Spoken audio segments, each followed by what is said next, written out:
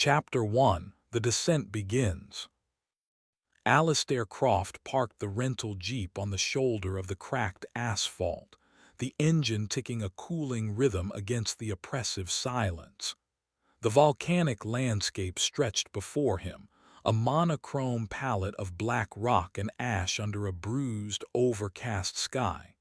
He cut the engine.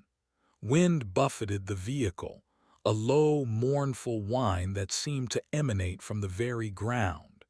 He'd driven hours across this desolate expanse, the GPS his only guide. No cell signal here. Just the oppressive quiet and the looming shadow of the Obsidian mine in the distance. He killed the lights and took in the scene. The Obsidian mine's entrance was marked by a gaping maw in the hillside, a dark wound in the earth.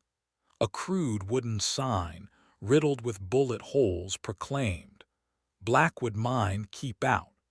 The area immediately surrounding the entrance was unnervingly barren, even compared to the already sparse vegetation of the volcanic region.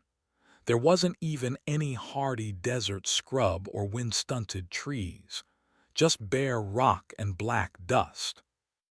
He reached for his backpack. Inside, he checked his supplies: a geological hammer, sample bags, a headlamp, water bottles, protein bars, a first aid kit, and Thomas Blackwood's journal. The journal was the reason he was here.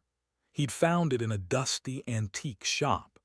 Its pages detailed the mine's discovery, the initial excitement, and Blackwood's gradual descent into madness.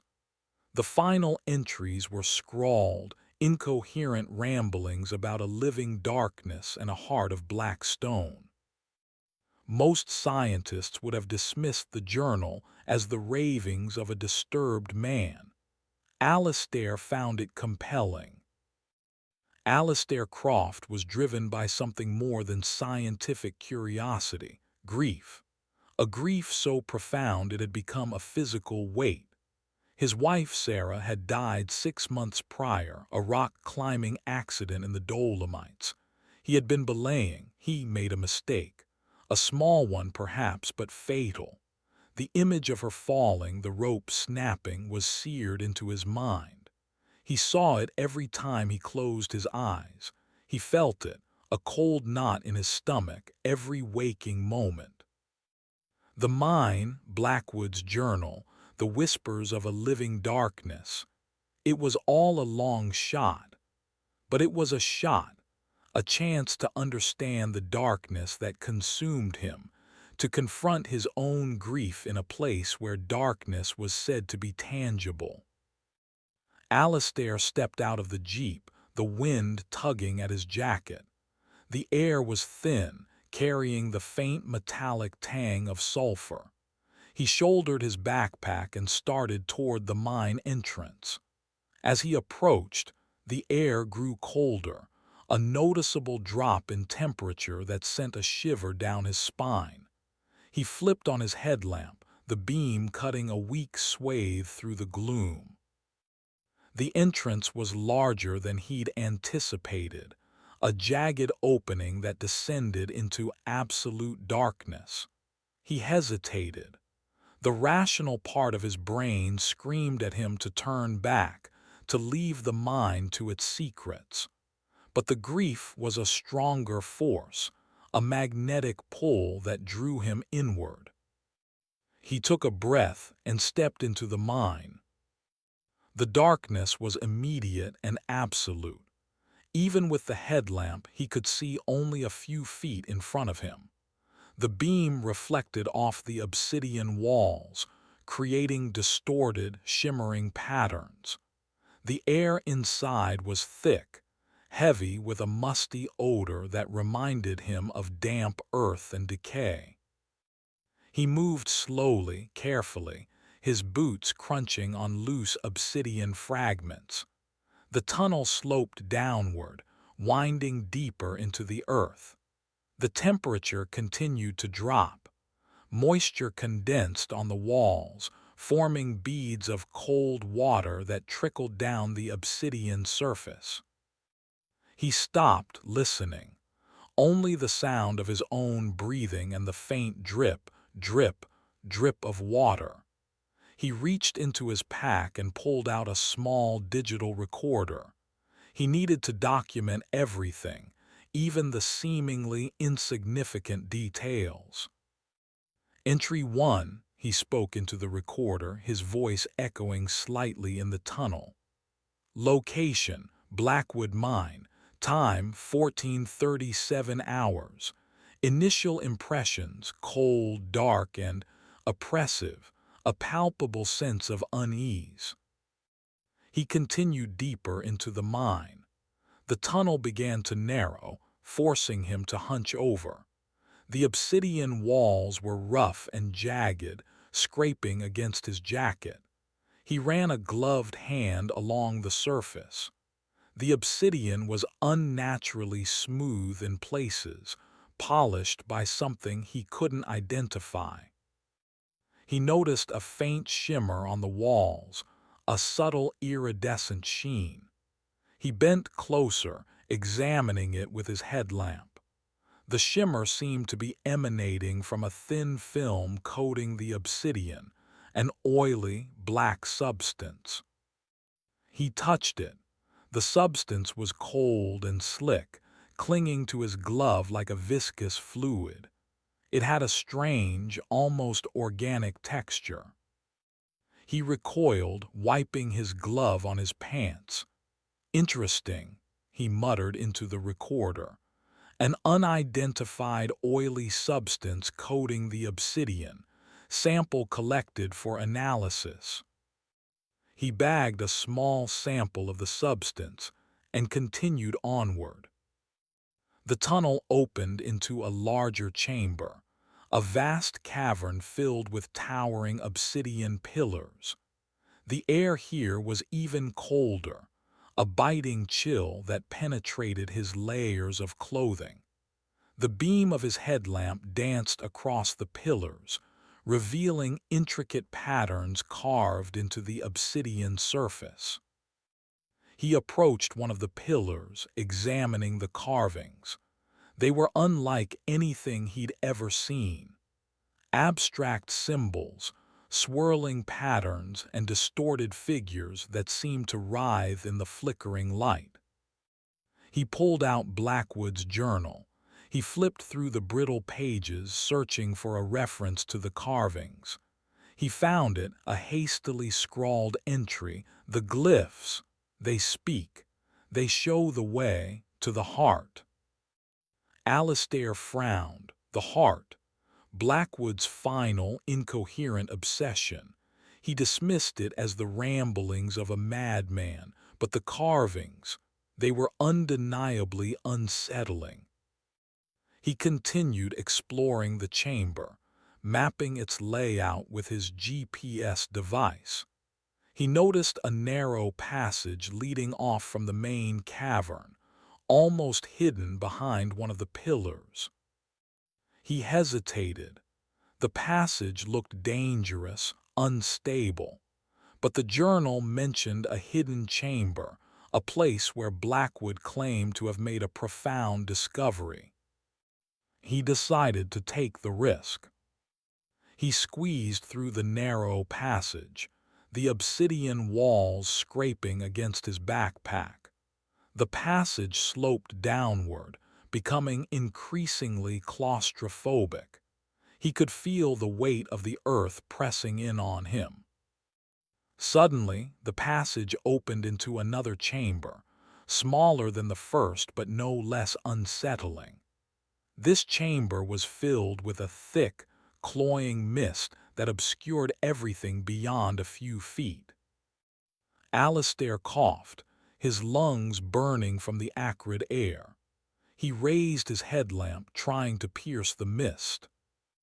Then he saw it. In the center of the chamber, suspended in the mist, was a sphere of pure black obsidian. It pulsed with a faint, internal light, like a beating heart. The heart. Alistair felt a strange compulsion, a powerful urge to approach the sphere.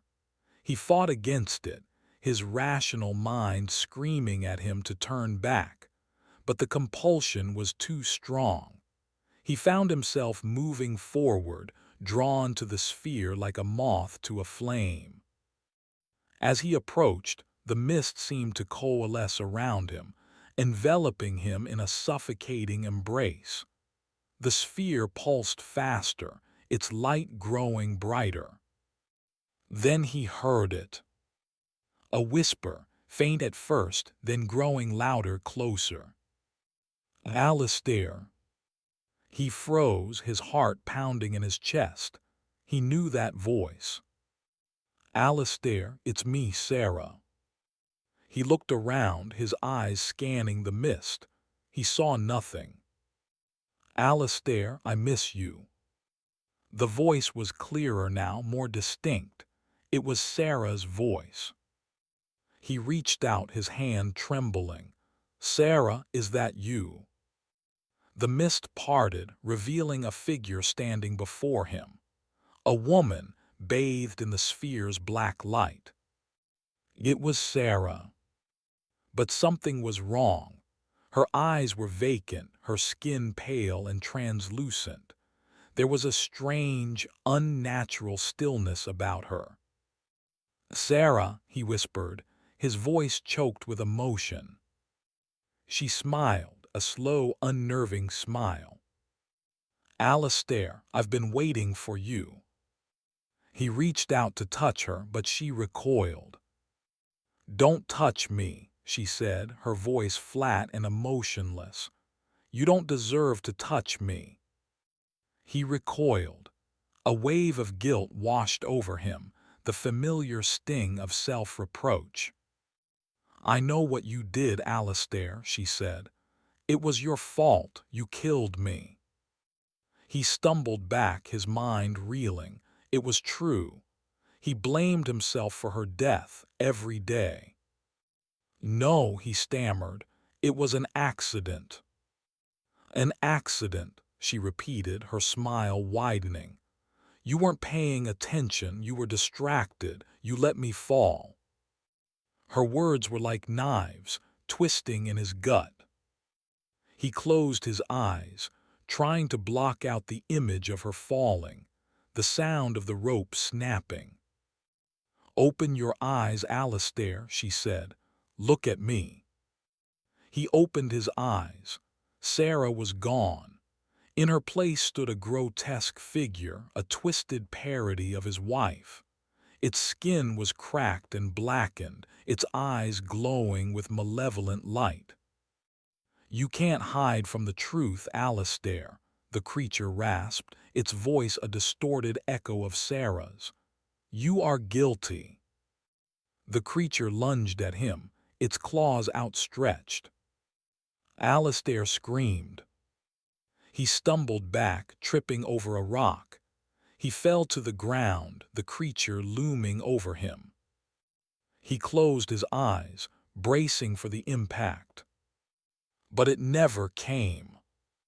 He opened his eyes. The creature was gone. The mist was swirling around him, obscuring everything. He sat up, his heart pounding in his chest. What had just happened? Was it a hallucination, a waking nightmare? He didn't know, but one thing was clear. The mind was playing with his mind. It was preying on his guilt, his grief, his deepest fears. He had to get out. He scrambled to his feet, his legs trembling. He turned to flee, but the passage was gone. The chamber was sealed off, the walls of obsidian solid and impenetrable. He was trapped. Alistair knew, with a chilling certainty, that he was no longer alone in the mine. And whatever else was down here, it did not want him to leave. The mine wanted to consume him, body and mind. He pounded on the obsidian walls, screaming for help, but his voice was swallowed by the darkness, lost in the echoing silence of the mine. No one was going to rescue him.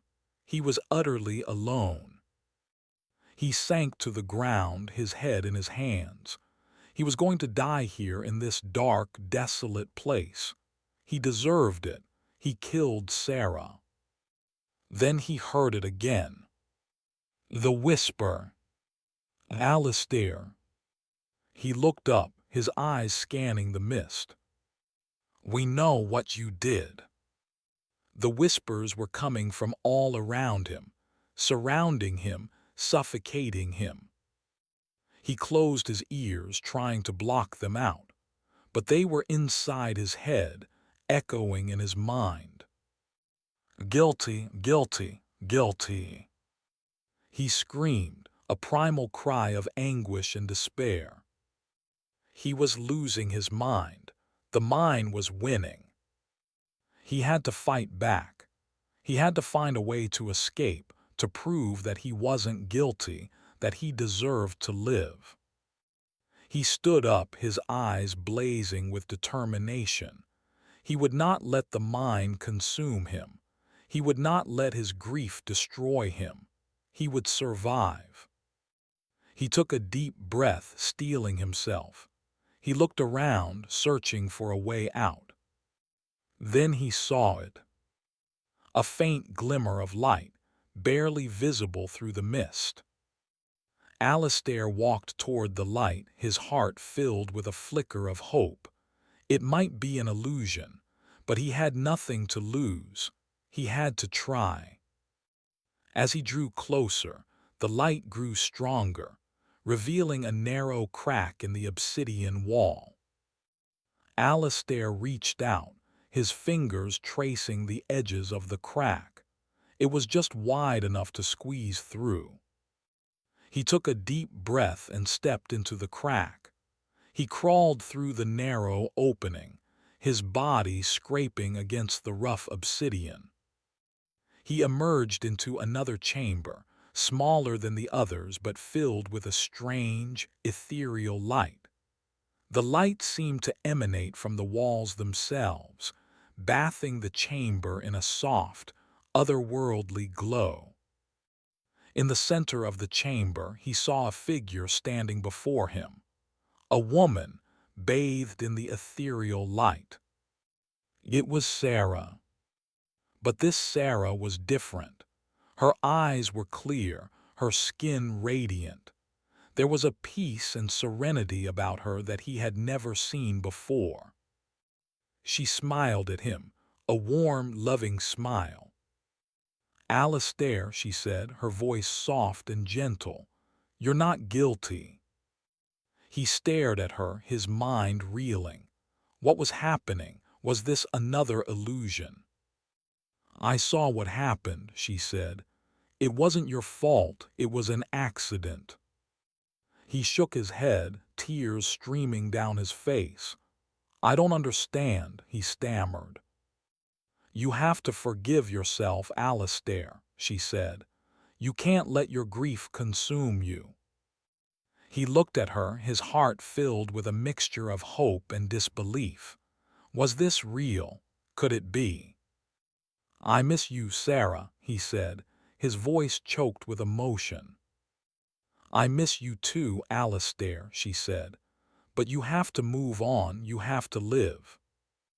She reached out to him, her hand outstretched.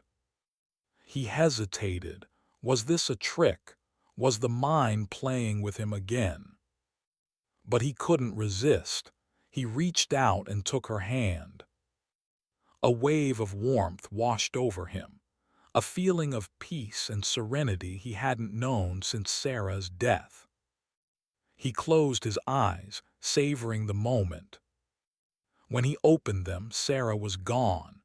The chamber was dark, the ethereal light extinguished. He was alone. But something had changed. The guilt, the grief, the self-loathing.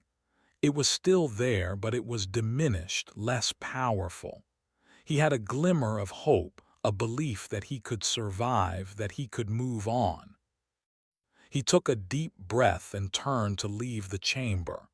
He knew the mine was still dangerous, that it would continue to test him. But he was no longer afraid. He had faced his demons and he had survived. He would escape the mine. He would honor Sarah's memory. He would live. Alistair moved through the mine. His mind was clear, focused on one thing: getting out. His heart was filled with one desire: to move on. It would not be easy. Chapter 2: Whispers in the Dark. The passage beyond the ethereal chamber was different from anything Alistair had encountered so far.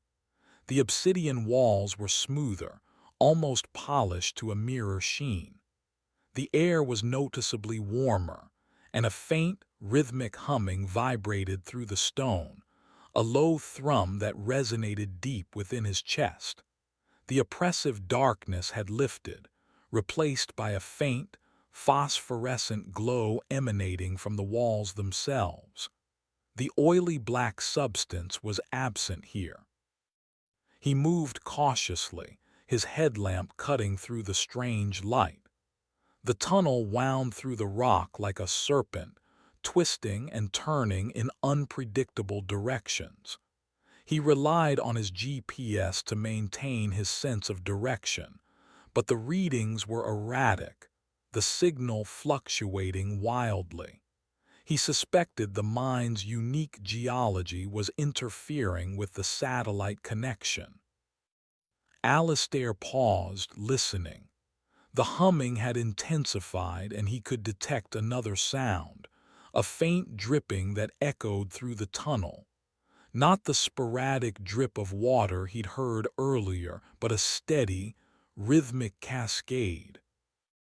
He proceeded onward, the tunnel sloping gently upwards. The phosphorescent glow intensified, illuminating intricate patterns etched into the obsidian walls. Unlike the abstract glyphs in the first chamber, these carvings depicted recognizable figures, humanoid creatures with elongated limbs and oversized heads, engaged in bizarre rituals around a pulsating, heart-shaped object. The carvings were disturbing, unsettlingly alien. He felt a growing sense of unease, a prickling sensation on the back of his neck. The tunnel felt wrong, as if he were intruding on something sacred, something ancient and powerful. The tunnel opened into a small, circular chamber. In the center of the chamber, a cascade of the oily black substance poured from the ceiling, forming a dark, shimmering pool on the obsidian floor. The dripping sound was deafening here. The pool was mesmerizing, the oily substance swirling and churning in hypnotic patterns. The phosphorescent glow illuminated the pool, creating an eerie, otherworldly effect. Alistair approached the pool cautiously. The air around it was thick with a cloying, sickly sweet odor that made his stomach churn. He resisted the urge to gag. He knelt down, examining the pool more closely. The oily substance was unlike anything he'd ever seen. It seemed to have a life of its own, pulsating and writhing in the dim light. He could swear he saw shapes forming within the pool, fleeting glimpses of faces and figures. Alistair reached out, hesitating for only a moment before dipping a gloved finger into the pool.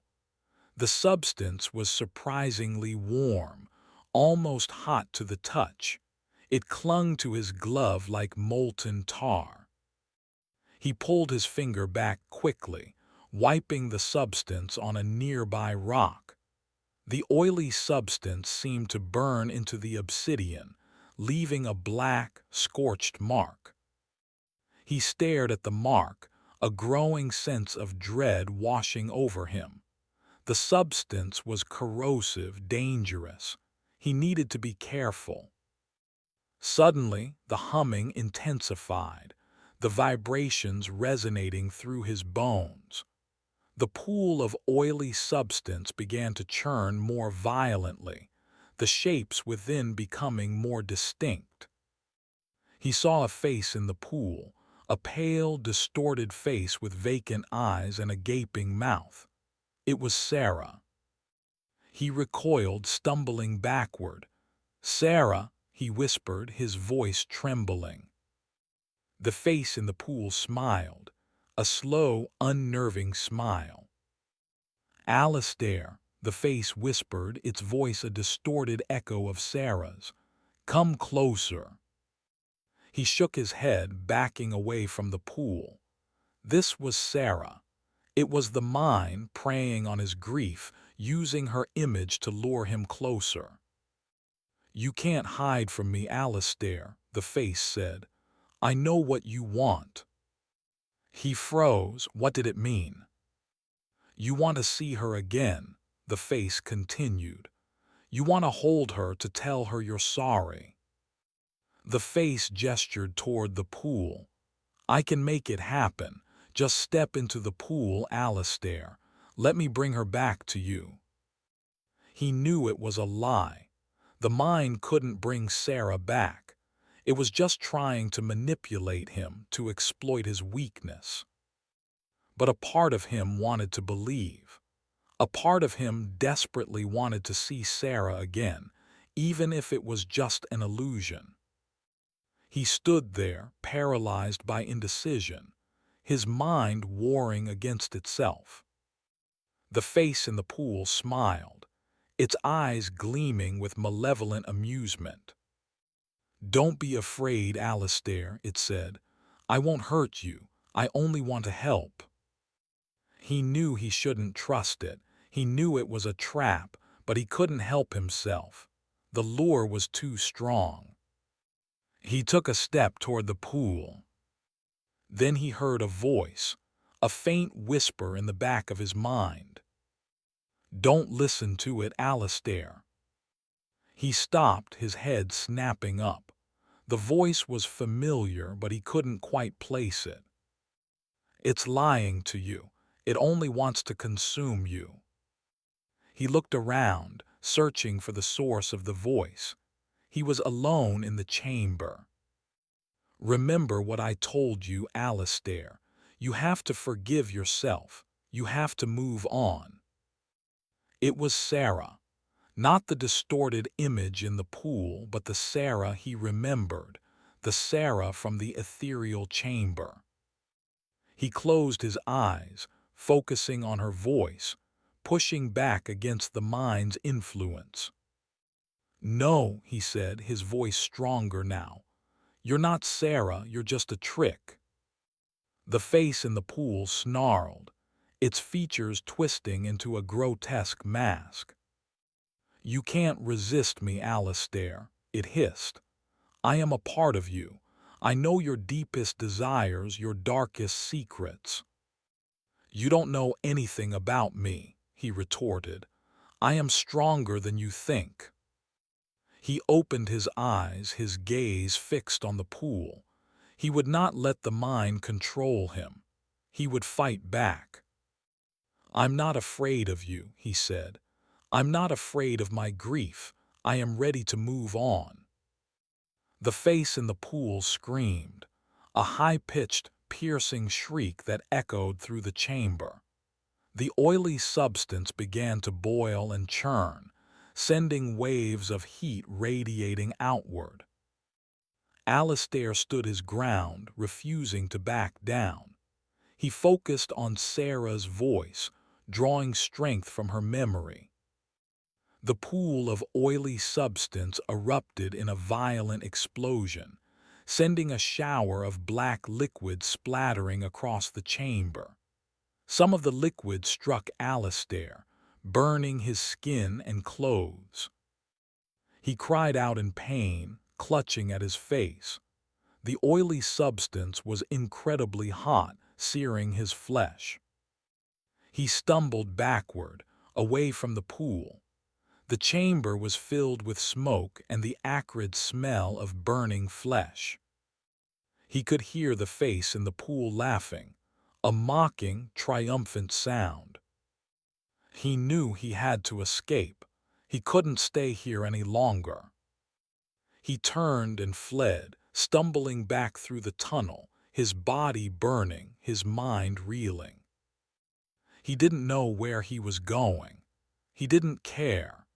He just needed to get away from the pool, away from the face, away from the mind's corrupting influence. He ran blindly through the tunnel, his headlamp bouncing wildly. He could hear the laughter echoing behind him, growing closer. He ran faster, his lungs burning, his legs aching. He had to escape. He had to survive. Suddenly he tripped, falling to the ground with a jarring thud. He landed hard, his head striking the obsidian floor. He blacked out. Alistair awoke to darkness and pain. His head throbbed and his body ached all over. He lay on the cold obsidian floor, disoriented and confused. He slowly sat up, his vision swimming. He could feel a warm trickle of blood running down his forehead. He reached up, touching the wound. His fingers came away sticky with blood. He was injured, but he was alive. That was all that mattered. He looked around, trying to get his bearings. He was still in the tunnel, but the phosphorescent glow had dimmed, casting the surroundings in a murky, indistinct light. The laughter was gone, the humming had subsided, the pool was silent. He was alone. He struggled to his feet, his legs still wobbly. He leaned against the obsidian wall, catching his breath. He needed to get out of the mine. He was in no condition to continue exploring. He needed to find his way back to the entrance and get medical attention. He pulled out his GPS device. The signal was still erratic, but he managed to get a rough reading. He oriented himself and started walking, heading back in the direction he'd come from. He moved slowly, cautiously, his headlamp cutting through the darkness. He was wary, expecting another attack at any moment. But the tunnel remained quiet, undisturbed. The mind seemed to be waiting. He walked for what felt like hours, his body growing weaker with each step. He was exhausted, hungry, and dehydrated. He knew he needed to rest, but he was afraid to stop. He didn't want to give the mine a chance to regain its advantage. Finally, he reached a familiar landmark, a large, oddly shaped obsidian boulder he remembered passing earlier. He knew he was on the right track. He pressed onward, his determination renewed. He was close to the entrance. He could feel it. Then he heard it again. The whisper. Alistair. He froze, his heart pounding in his chest. He knew that voice. He turned slowly, scanning the darkness. I'm here, Alistair. He saw her standing in the tunnel ahead of him, Sarah. He stared at her, his mind reeling. Was it real? Was it another illusion? He couldn't tell. The mind was messing with his head. He couldn't trust anything he saw, anything he heard. Come to me, Alistair, she said, her voice soft and gentle. I want to help you. He hesitated. He wanted to believe her. He wanted to run to her, to embrace her. But he couldn't. He knew it was a trap. Who are you? He demanded, his voice trembling. What do you want? Sarah smiled, a sad, knowing smile. I am what you want me to be, Alistair, she said. I am your salvation. She reached out to him, her hand outstretched. Alistair stood there frozen, his mind torn between hope and fear. The mind was at its strongest. What would he do? Chapter 3: The Truth of Sarah. Alistair stared at the figure claiming to be Sarah, every instinct screaming at him to flee. Yet, a desperate sliver of hope clung to his reason. Could it be her? Could the mine, in its twisted way, be offering him some form of solace? Or was this just another cruel manipulation, a final attempt to break him completely? He clenched his fists, the geological hammer in his right hand suddenly feeling inadequate, almost pathetic. "Prove it," he said, his voice hoarse, barely a whisper. "Prove you're Sarah." The figure tilted her head, the phosphorescent glow illuminating her face, highlighting the familiar contours, the gentle curve of her lips, the slight asymmetry of her eyes. Details he had memorized, cherished, mourned. "What do you want me to prove, Alistair? Do you want me to recite our vows? Tell you the story of how we met? I can do that. I remember everything." She began to speak, her voice a perfect imitation of Sarah's, recounting the story of their first encounter at a geology conference in Reykjavik. The awkward conversation about volcanic rock formations, the shared laughter over a spilled cup of coffee, the tentative first date that led to a whirlwind romance. It was all there, every detail, every nuance. Alistair listened, his heart pounding in his chest, his mind reeling. How could it know these things? How could it replicate Sarah's voice, her memories, her very essence with such terrifying accuracy? He held up a hand, stopping her mid-sentence. "Stop," he said, his voice shaking. "That's enough. I believe you." He wanted to believe. He needed to believe. But the logical part of his brain refused to surrender completely.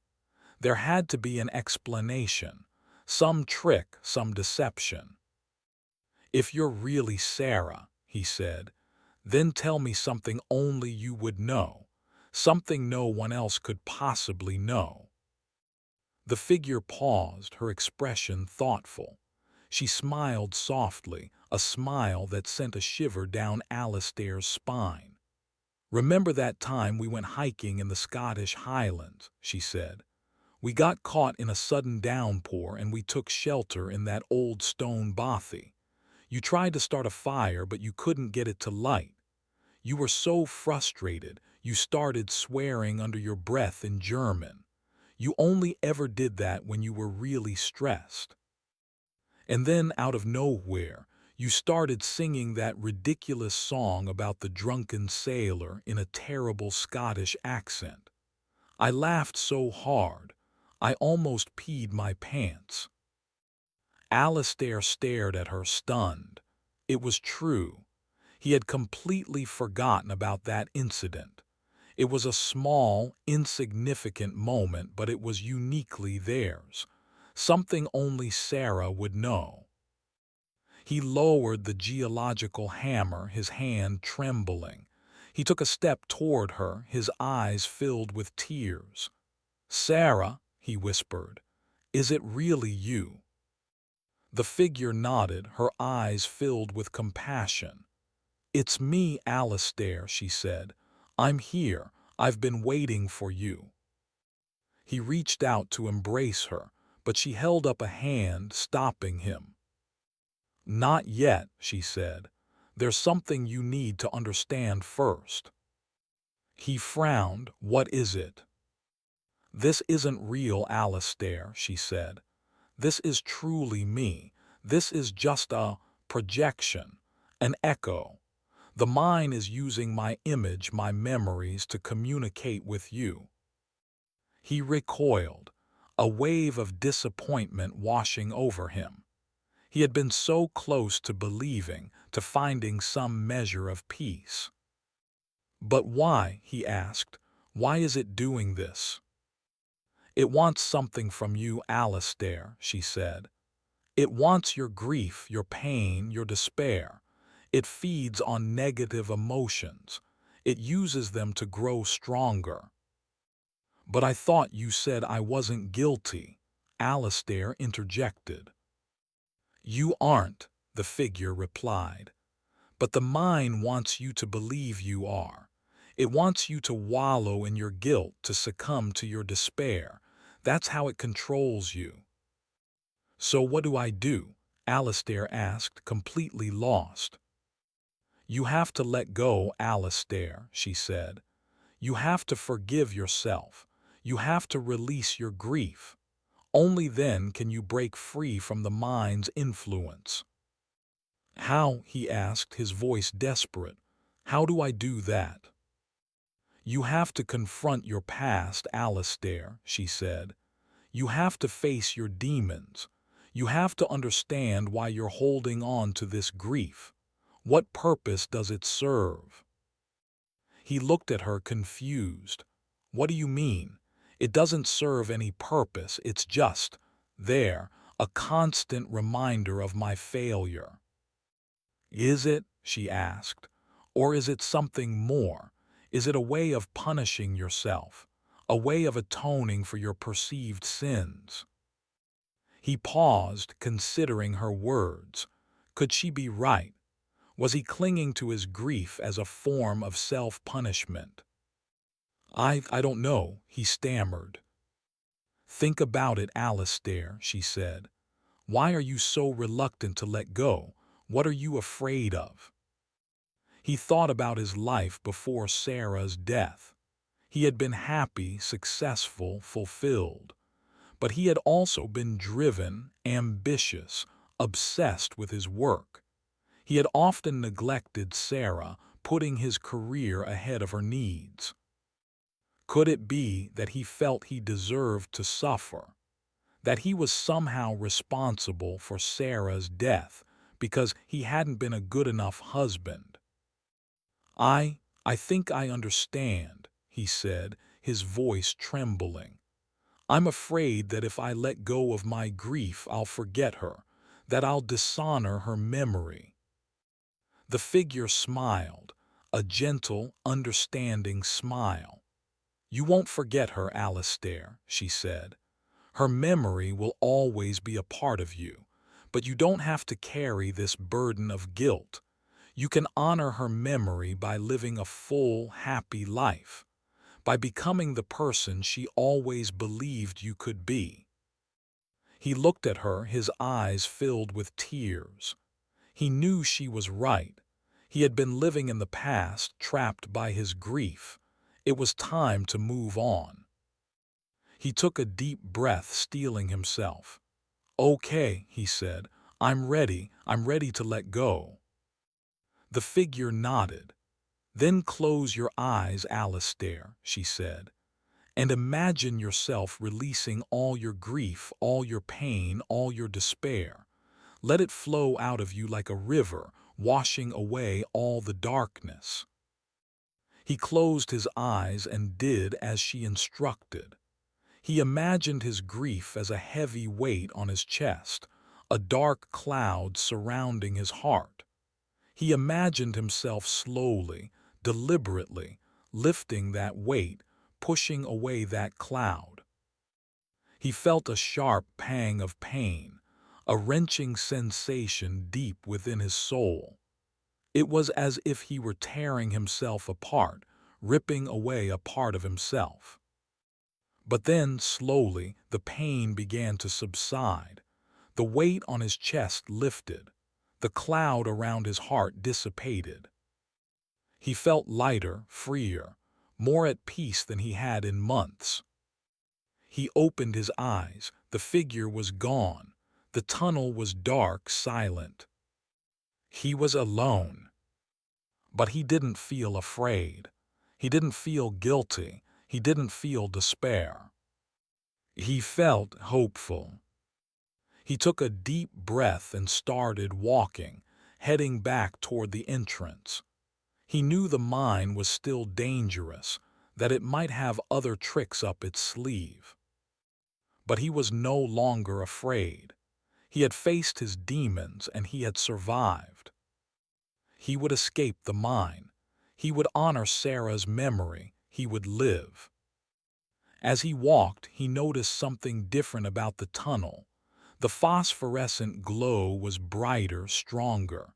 The air was cleaner, fresher.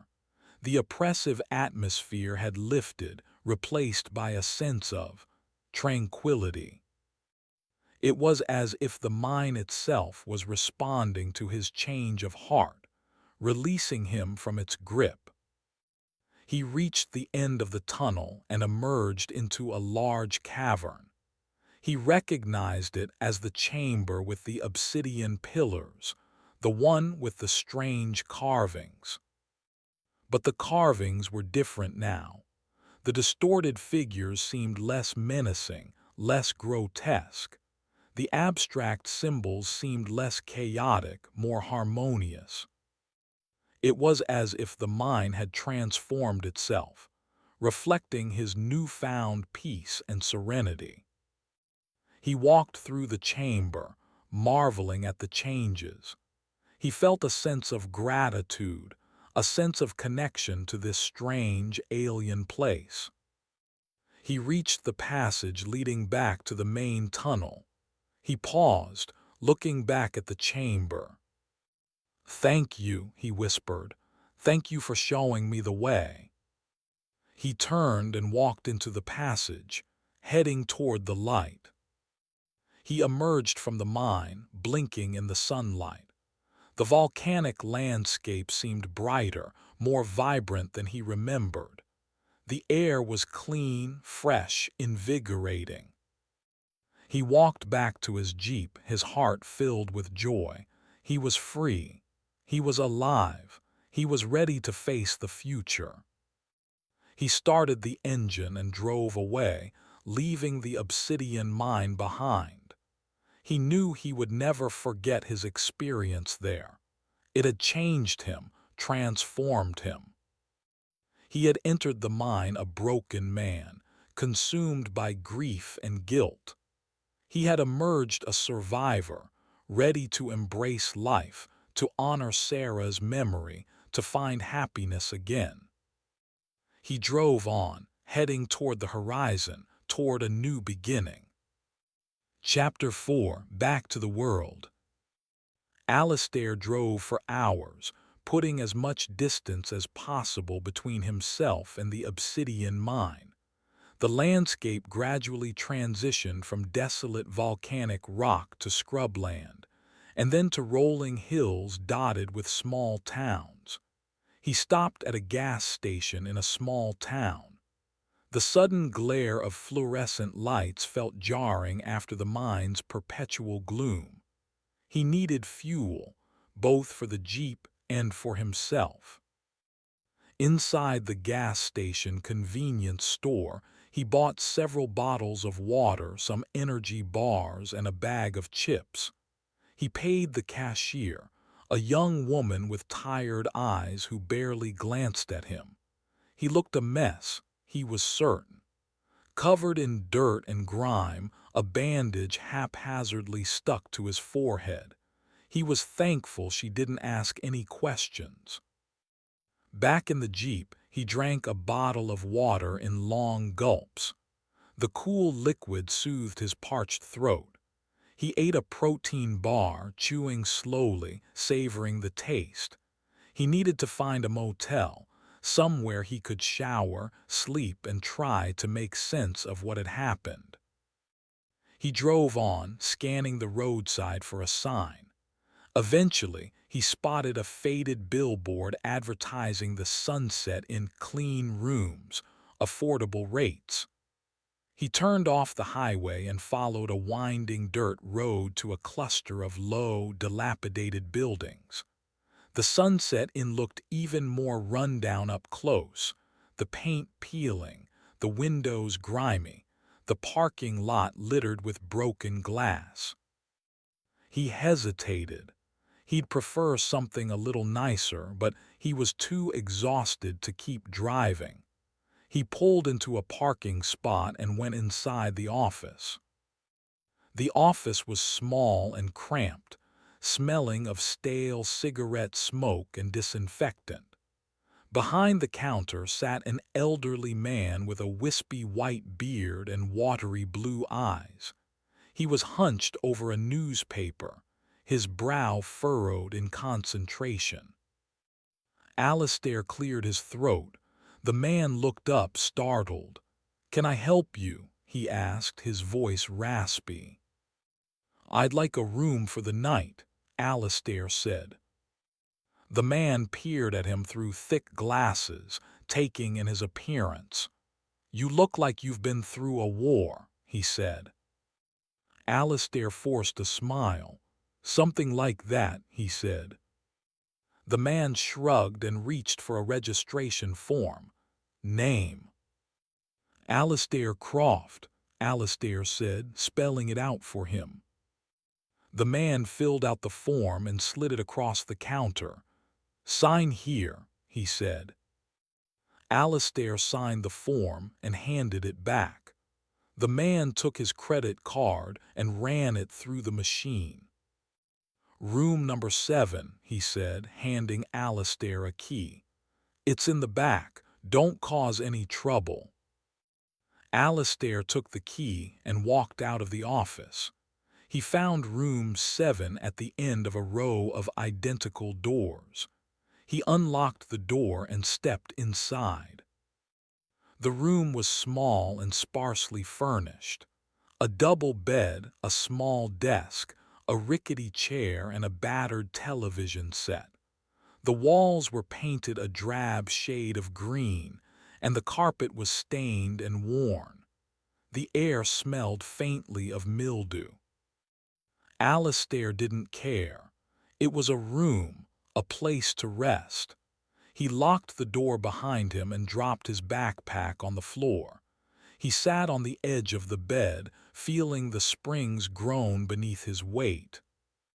He kicked off his boots and lay back, closing his eyes. He was exhausted, but he couldn't sleep. His mind was racing, replaying the events in the mine. The darkness, the whispers, the oily substance, the figure claiming to be Sarah. It was all so surreal, so terrifying. He sat up and reached for his backpack. He pulled out Blackwood's journal. He hadn't looked at it since entering the mine. He flipped through the pages, searching for something, anything that might explain what he had experienced. He found it, a passage he had overlooked before. It was scrawled in a shaky hand, barely legible. "The mine is a mirror," Blackwood had written. "It reflects your innermost thoughts, your deepest desires, your darkest fears. It shows you what you want to see, what you are afraid to see. It is a test, a trial. Only those who can face their own darkness can escape its grasp." Alistair stared at the words, his mind racing. Blackwood had understood. The mine wasn't just a place, it was a psychological gauntlet. It preyed on your weaknesses, exploited your vulnerabilities. It forced you to confront your own inner demons. He understood now. The figure claiming to be Sarah, the temptations, the horrors, it was all a reflection of his own mind. The mine had simply amplified his guilt, his grief, his despair. And he had almost succumbed. He had almost let the mine consume him. But he had resisted. He had faced his darkness. He had let go of his grief, and he had escaped. He closed the journal, feeling a sense of gratitude toward Blackwood. The man had been mad, perhaps, but he had also been insightful. He had provided a warning, a guide. Alistair stood up and walked into the bathroom. He turned on the shower, letting the hot water run until the room filled with steam. He stripped off his clothes and stepped into the shower. The hot water felt amazing, washing away the dirt and grime, the sweat and blood. He scrubbed his skin raw, trying to cleanse himself of the mind's lingering influence. He stayed in the shower for a long time, letting the water wash over him, soothing his aching muscles, calming his racing mind. Eventually, he turned off the water and stepped out of the shower. He dried himself with a scratchy towel and wrapped it around his waist. He walked back into the room and sat on the edge of the bed. He was still exhausted, but he felt cleaner, lighter. He lay back on the bed and closed his eyes. He drifted off to sleep almost immediately. He dreamed. He dreamed of the mine, of the darkness, of the whispers, of the oily substance. He dreamed of Sarah, of her laughter, her smile, her touch. He dreamed of his guilt, his grief, his despair. But the dreams were different now. The mine was less menacing, less oppressive. Sarah was more real, more present. His guilt and grief were less overwhelming, less consuming. He was healing. He was moving on. He slept soundly for several hours. He awoke to the sound of knocking on the door. He sat up, disoriented. He glanced at the clock on the nightstand. It was almost noon. He had slept for over 12 hours. He pulled on his pants and walked to the door. He opened it cautiously. The elderly man from the office was standing there, holding a newspaper. "Morning," he said, his voice raspy. "Or afternoon, I guess. You overslept." "Sorry," Alistair said. "I was tired." The man shrugged. "I brought you a newspaper," he said. "Thought you might want to see it." He handed Alistair the newspaper. Alistair took it, puzzled. "Thanks," he said. The man nodded and walked away. Alistair closed the door and leaned against it, staring at the newspaper. It was a local newspaper, the Valley View Gazette. The headline caught his eye. "Obsidian Mine Claims Another Victim." Alistair frowned. He opened the newspaper and began to read the article. Local authorities are investigating the disappearance of a geologist near the abandoned Blackwood Obsidian mine, the article began. Dr. Alistair Croft, a renowned expert in volcanic rock formations, was last seen traveling to the area several days ago. His rental vehicle was discovered parked near the mine entrance on Tuesday morning. A search and rescue operation is currently underway, but authorities fear the worst.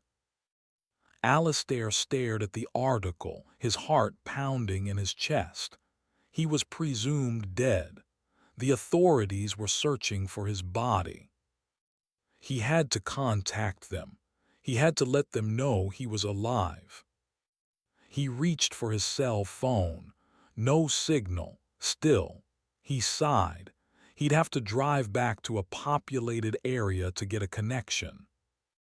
He finished dressing, packed his backpack, and walked back to the office. The elderly man was behind the counter, reading his newspaper.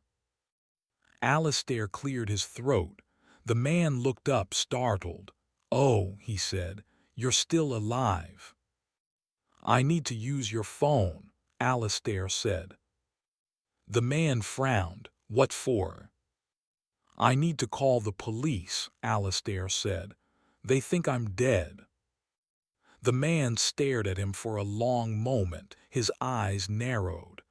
"You're the geologist, aren't you?" he said. "The one who went into the Blackwood mine." Alistair nodded. "That's right," he said, "and I need to let them know I'm okay." The man hesitated, then sighed. "All right," he said, "but make it quick." He pushed the phone across the counter. Alistair picked it up and dialed 911. He waited anxiously for the call to connect. Finally, a voice answered.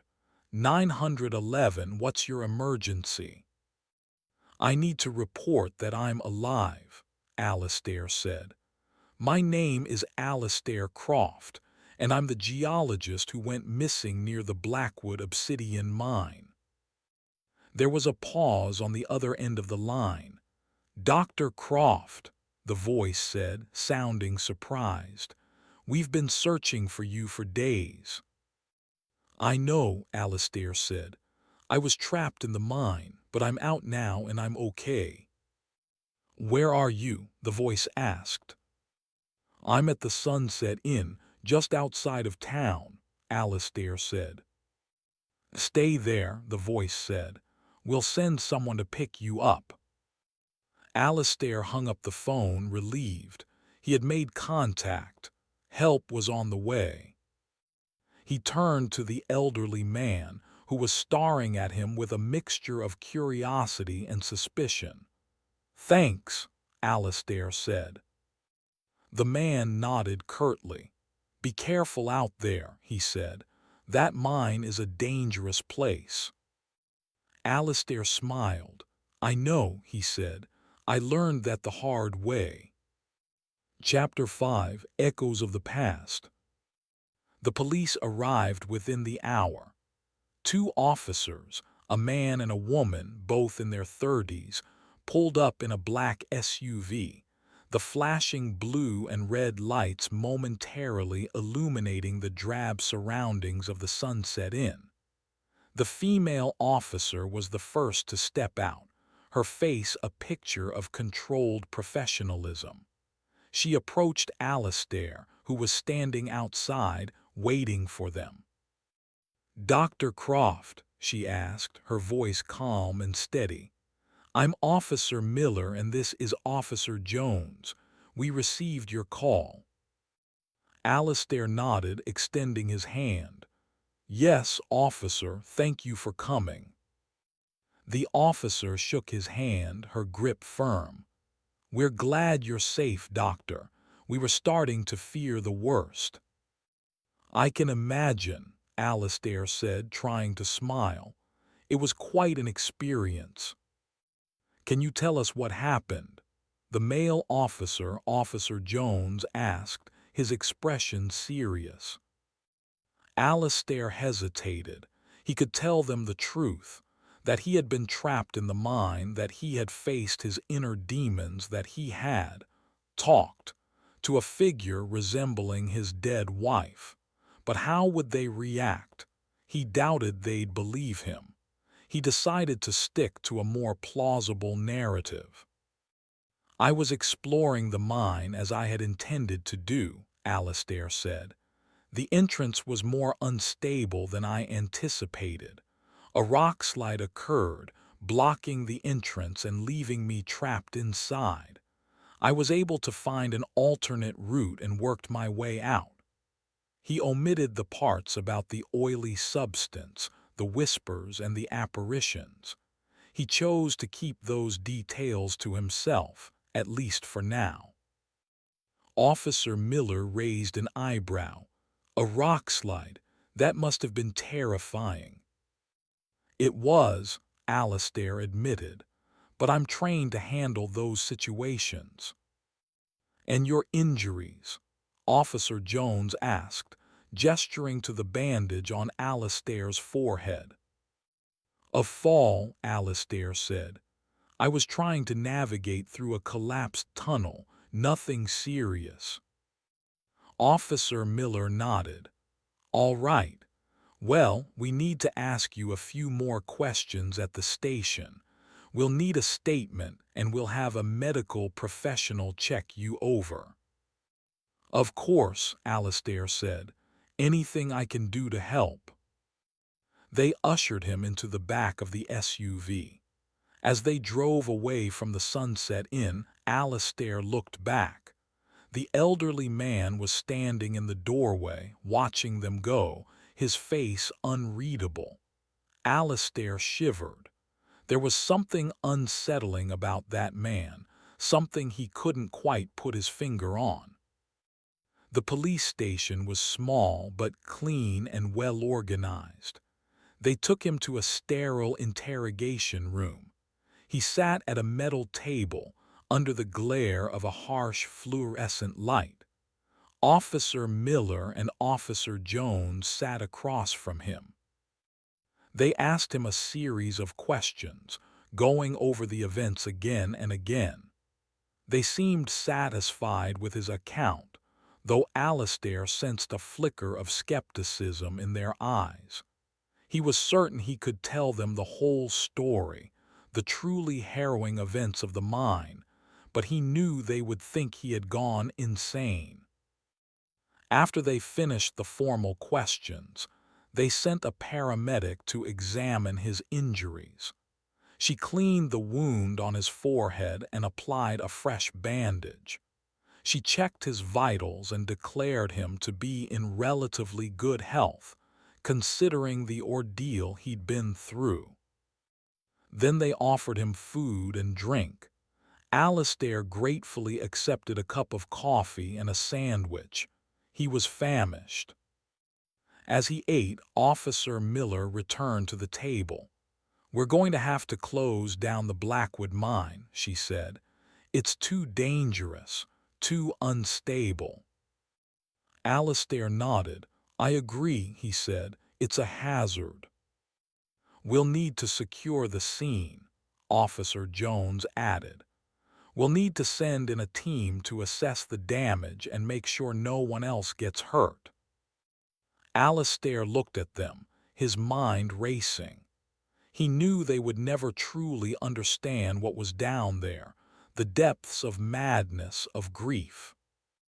"Is there anything else I can do to help?" he asked. Officer Miller hesitated. "Well," she said, "there is one thing. We need to recover your equipment, your backpack, your journal, everything you left behind." Alistair's stomach clenched. His journal. It contained so much of his experience, everything he'd seen, everything he'd felt. It was a record of his descent into madness and his eventual redemption. "I can help with that," he said. "I know the way." Officer Jones frowned. "Are you sure, Doctor? You've been through a lot. It might be best if we sent someone else." Alistair shook his head. "No," he said. "I need to go back. I need to finish this. I need to retrieve my equipment." He wasn't sure why he felt this compulsion, but he knew he had to return. Officer Miller and Jones exchanged a glance. Finally, Officer Miller nodded. "All right," she said, "but you'll have to be accompanied by a police officer, and you'll have to promise to stay out of harm's way." "I understand," Alistair said. "I promise." They made arrangements. A search and rescue team would accompany him back to the mine the following morning. He would be allowed to retrieve his belongings, and then they would seal the entrance. After they finished, they drove him to a local motel. It was much nicer than the Sunset Inn, clean and comfortable. They gave him a room, a meal, and a change of clothes. Alistair fell asleep almost immediately, exhausted but with a strange sense of anticipation. He wasn't sure what to expect when he returned to the mine, but he knew he was ready. He spent the remainder of the day resting, eating, and trying to mentally prepare himself for the return trip. He couldn't shake the feeling that something was still lurking in the depths of the mine. He was certain the mine wasn't done with him. It wanted something more. The next morning, the search and rescue team arrived at the motel. There were 3 men, A burly, no-nonsense team leader named Sergeant Davis, and two younger officers, whose names Alistair didn't catch. They greeted him with a mixture of respect and caution. "Are you sure about this, Doctor?" Sergeant Davis asked, his voice gruff. "This is a dangerous place." "I'm sure," Alistair said. "I know the way. I can help you." They drove back to the mine, the same desolate landscape stretching before them. Alistair felt a familiar knot of unease tighten in his stomach. The air was still and silent, as if holding its breath. They parked the SUV near the mine entrance. The entrance was still blocked, but it was more stable than Alistair remembered. The rockslide had created a sort of natural barrier, but there was a clear opening. The team prepared their equipment: ropes, harnesses, headlamps, oxygen tanks. Alistair was given a helmet and a headlamp and told to stay close to the team leader. Sergeant Davis gave them a final briefing. "Stay alert," he said. "Watch your step, report anything out of the ordinary, and most importantly, don't touch anything." They entered the mine, moving slowly and cautiously. Alistair led the way, guiding them through the familiar tunnels. He pointed out the collapsed passage where he had been trapped, explaining how he had managed to escape.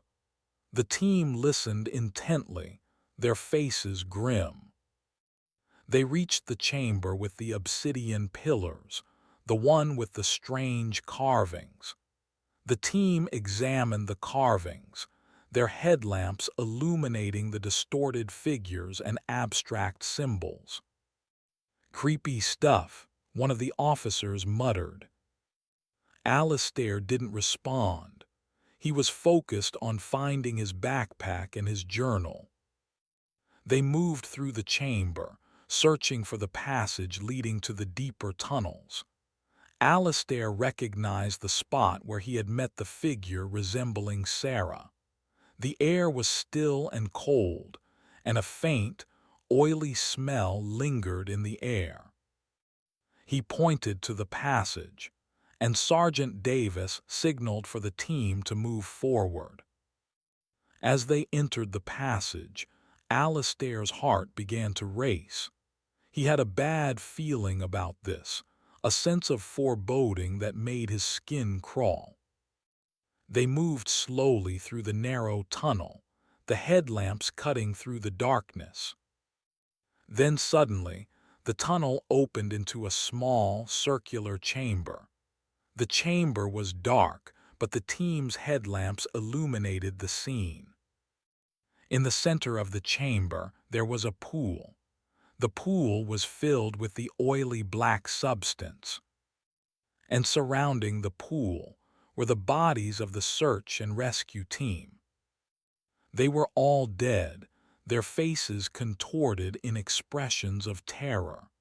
Their bodies were covered in the oily black substance. Alistair stood there frozen, his blood turning to ice. Chapter 6: The Oily Pool. The scene before Alistair was a tableau of horror. The three members of the search and rescue team, the men who had been with him just moments ago, lay sprawled around the oily pool, their faces frozen in expressions of unimaginable dread. The slick black substance coated their bodies, shimmering obscenely in the harsh light of the headlamps. It was clear they hadn't died quickly. Their limbs were twisted at unnatural angles, suggesting a struggle, a desperate attempt to escape whatever had claimed them. Alistair's mind struggled to comprehend what he was seeing. It was a nightmare, a brutal and impossible manifestation of the mind's power. How could this have happened? He had been leading them, he had vouched for their safety. He felt a wave of nausea and near-paralyzing guilt wash over him. He had led them to their deaths. Sergeant Davis, the team leader, lay closest to the pool, his eyes wide and unseeing, his mouth agape in a silent scream. The oily substance had partially obscured his face, giving him a horrifying, almost mask-like appearance. The other two officers were further away, but the same sickening substance covered them as well, as if they had been consumed, corrupted. He fought to regain control of himself, to push back the rising tide of panic. He knew, with a chilling certainty, that he had to escape to survive. The mine had claimed them, and it would now try to claim him. He took a hesitant step back, away from the scene of carnage. His heart pounded in his chest, a frantic drumbeat against the deafening silence of the chamber. He didn't dare to touch any of the bodies, fearing contamination or worse. He had to think, he had to act, he had to find a way out. He glanced at the entrance to the chamber. The passage he had just traversed was still clear, but he had no doubt that the mine was waiting for him, ready to ambush him again. He quickly examined the room, his gaze sweeping across the obsidian walls, the oily pool. He had to assess what was going on. The oily black substance, it was the key, the source of the horror. It was everywhere, coating the bodies, pooling on the floor, pulsating with a sickening internal light. The substance seemed almost alive, as if it were moving, shifting, and changing. He remembered the face that he had seen in the pool, the whispers that had echoed in his mind. He knew the mine was trying to draw him in, to make him despair, to turn him into another victim. He focused on what he knew to be true. He had to escape the mine. He turned, his gaze searching the walls of the chamber. He scanned the obsidian surface, trying to find another passage, another exit, anything. His headlamp caught a faint shimmer on the obsidian wall, similar to what he had seen before. He approached cautiously, examining it closely. It was the same oily substance, but this time it was covering a series of glyphs, similar to those in the main chamber. But unlike them, these were clearly visible, almost glowing with a faint internal light. He reached out, his hand trembling, and touched the glyphs. The moment his fingers made contact with the oily surface, he felt a jolt of energy, a sudden rush of images and sounds flooding his mind. He saw flashes of the miners, their faces contorted in agony, their bodies writhing as the substance consumed them. He heard their screams, their whispers, their pleas for help. He recoiled, pulling his hand back. The vision faded, but the images remained burned into his memory. He was being shown what had happened here, the mine's horrific power, its insatiable hunger. He knew what he had to do. He had to get past the substance, and he had to understand it if he wanted to escape the mine. He looked at the entrance again. He knew there was no other way out. He had to go back the way he came. He had to face the mine's traps. He took a deep breath, steeling himself. He turned and walked toward the passage. He moved slowly, carefully, his eyes scanning the area, searching for any signs of movement. As he approached the passage, he heard a sound, a faint whisper that seemed to emanate from the walls themselves. Alistair. He stopped, his heart pounding in his chest. He knew that voice. You can't escape. He turned slowly, his headlamp cutting through the gloom. Standing in the shadows, their forms shifting and indistinct, were the figures of the miners, the ones he had seen in his visions, the ones who had disappeared into the mine long ago. Their eyes glowed with an eerie light, their faces twisted in expressions of anguish and malice. They were half-formed, their bodies composed of the same oily substance, but they were there, and their intentions were clear. They were not friendly. He took another step back. The miners began to move, their forms flowing and contorting. They started moving towards him. They were approaching, drawn by something he could not comprehend. Alistair stood his ground, his mind racing. He couldn't let them reach him. He had to protect himself. He raised his geological hammer, ready to defend himself. The miners continued to advance, their forms shifting and changing. They were getting closer, and he felt the mine start to close in. He swung the hammer, striking out at the closest miner. The hammer connected, sending sparks flying, but the miner didn't flinch, the oily substance absorbing the blow. The miner just kept moving towards him, coming on. He swung again and again. He struck out at them again and again, but it had no effect. He was just wasting his energy, and he was running out of time. They were getting closer, and they were closing in. He had to retreat. He turned and ran, sprinting back toward the entrance, fleeing the miners and the oily substance. He had to escape. He reached the entrance, but the miners were faster than he. They were gaining on him. He could almost feel the oily substance brushing against him, crawling on his skin. He tried to squeeze through the opening. He was too slow.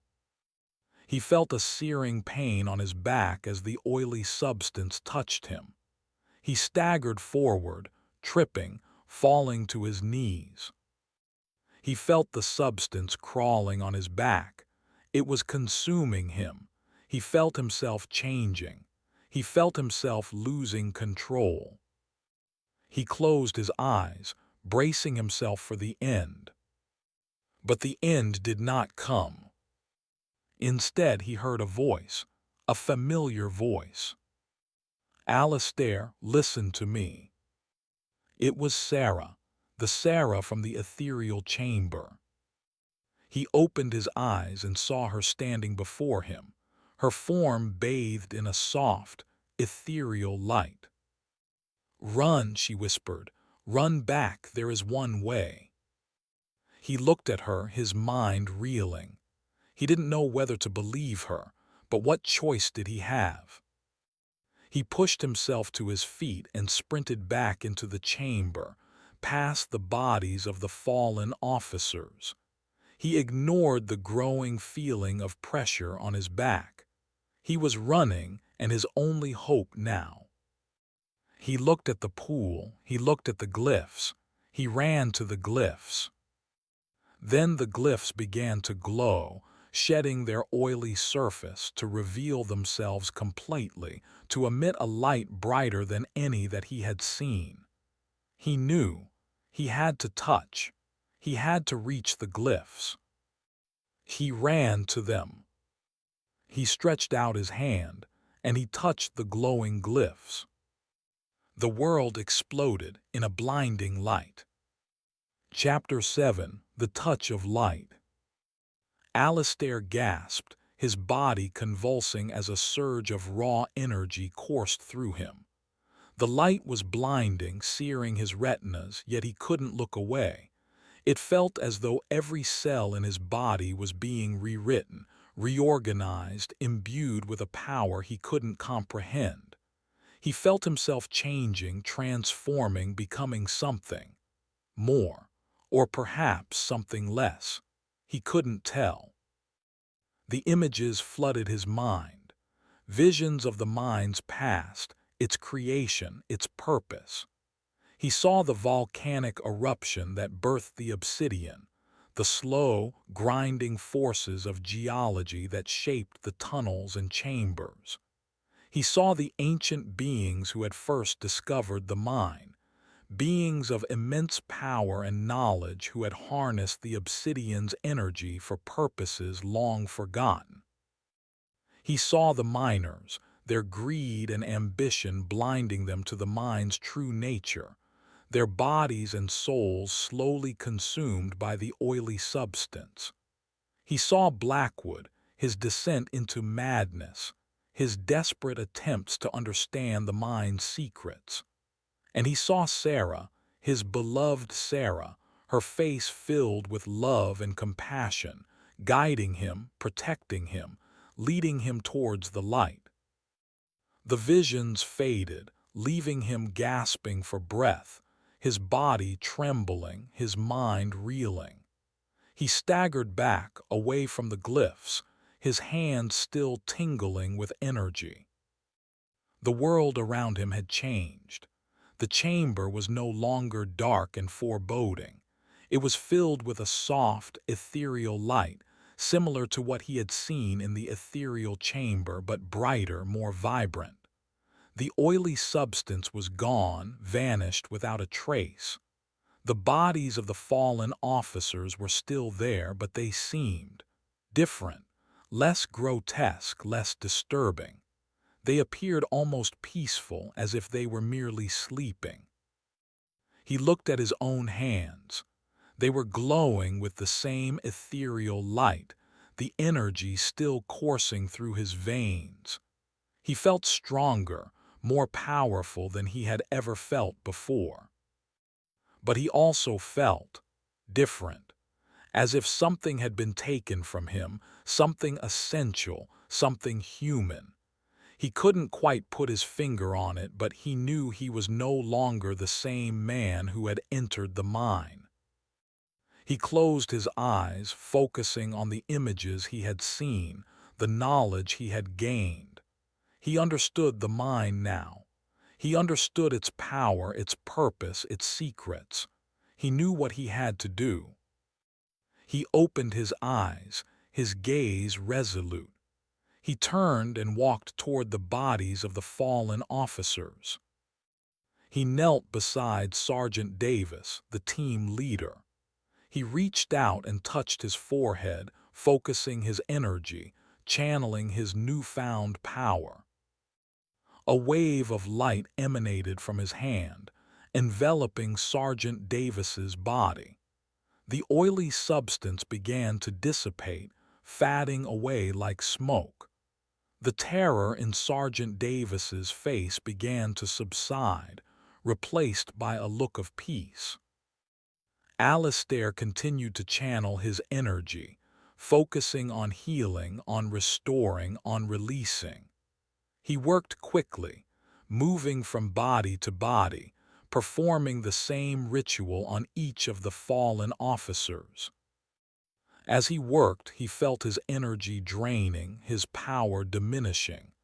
He knew he couldn't keep this up forever, but he had to try. He had to save them. Finally, he finished. He sat back, exhausted, his body trembling, his mind drained. The oily substance was gone from the officers' bodies. Their faces were calm, serene. They looked as though they were merely sleeping. He stood up, his legs wobbly.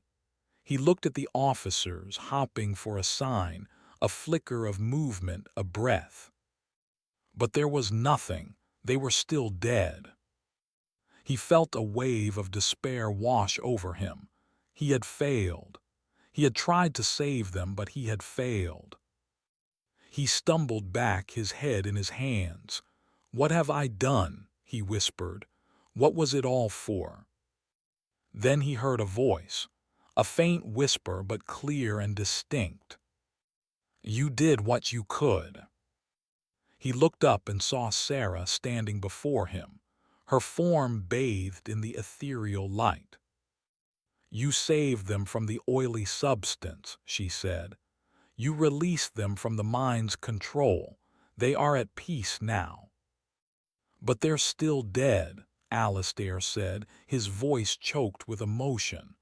"I couldn't bring them back." "That was not your purpose," Sarah said. "Your purpose was to release them, to heal the mind." "Heal the mind?" Alistair asked, confused. "What do you mean?"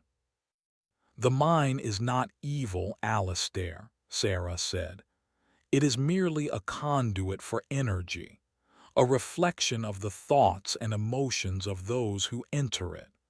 The oily substance was a corruption, a manifestation of the negativity and greed that had infected the mind." "And I healed it?" Alistair asked. "You cleansed it," Sarah said. "You released the negativity, you restored the balance." "But what about me?" Alistair asked. "What am I now? I feel different, changed." "You are what you were meant to be, Alistair," Sarah said. "You are a guardian, a protector. You have been chosen to watch over the mind, to ensure that its power is never again used for evil." "A guardian?" Alistair asked, his voice incredulous. "I'm just a geologist." "You are more than that now, Alistair," Sarah said. "You have been given a gift, a responsibility. You must use it wisely." "But I don't know what to do," Alistair said, his voice desperate. "I don't know how to be a guardian." "You will learn," Sarah said. "The mind will guide you. I will guide you. You are not alone." She reached out to him, her hand outstretched. Alistair hesitated for only a moment before taking her hand.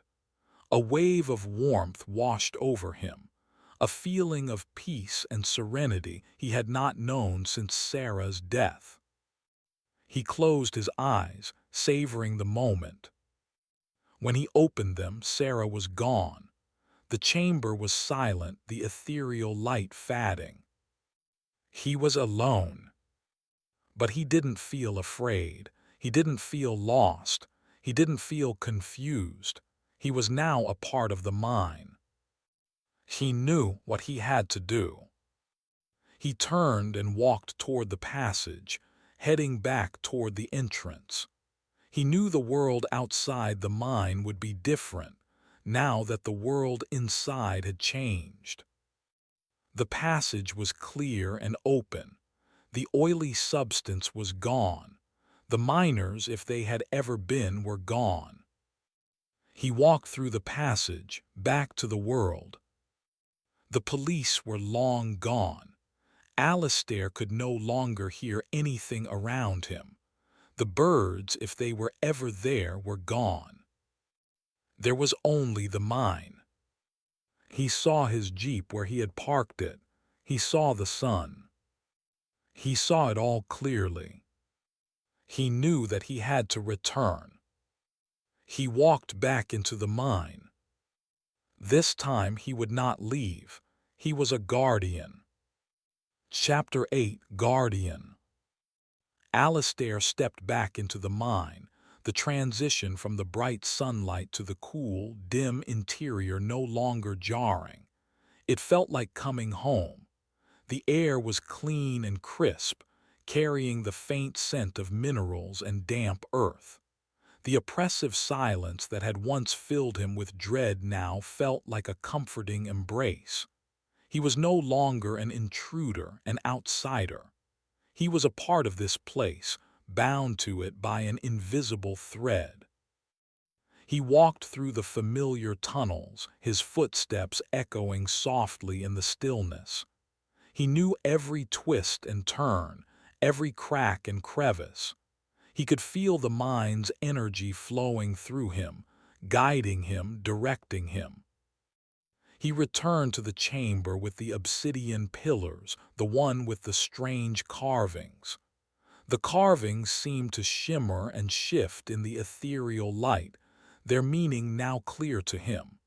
They were a map, a guide, a history of the mine and its power.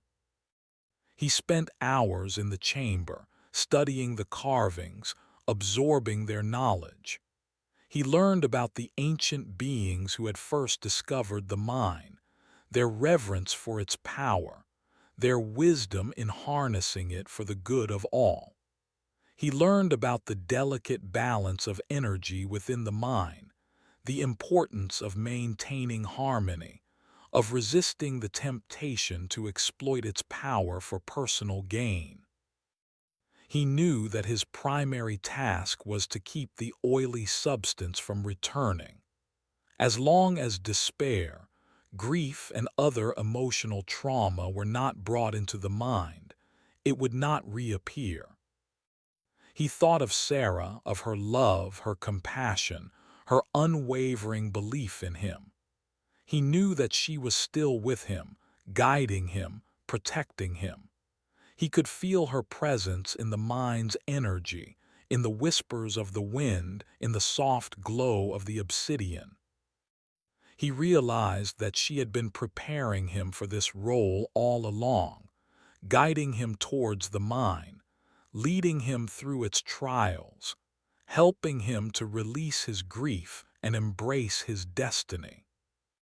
He was no longer a grieving widower, a broken man searching for answers. He was a guardian, a protector, chosen to watch over this sacred place. He walked to the ethereal chamber. He walked to the pool of oily substance. He had felt them. The oily substance was gone as he had left it.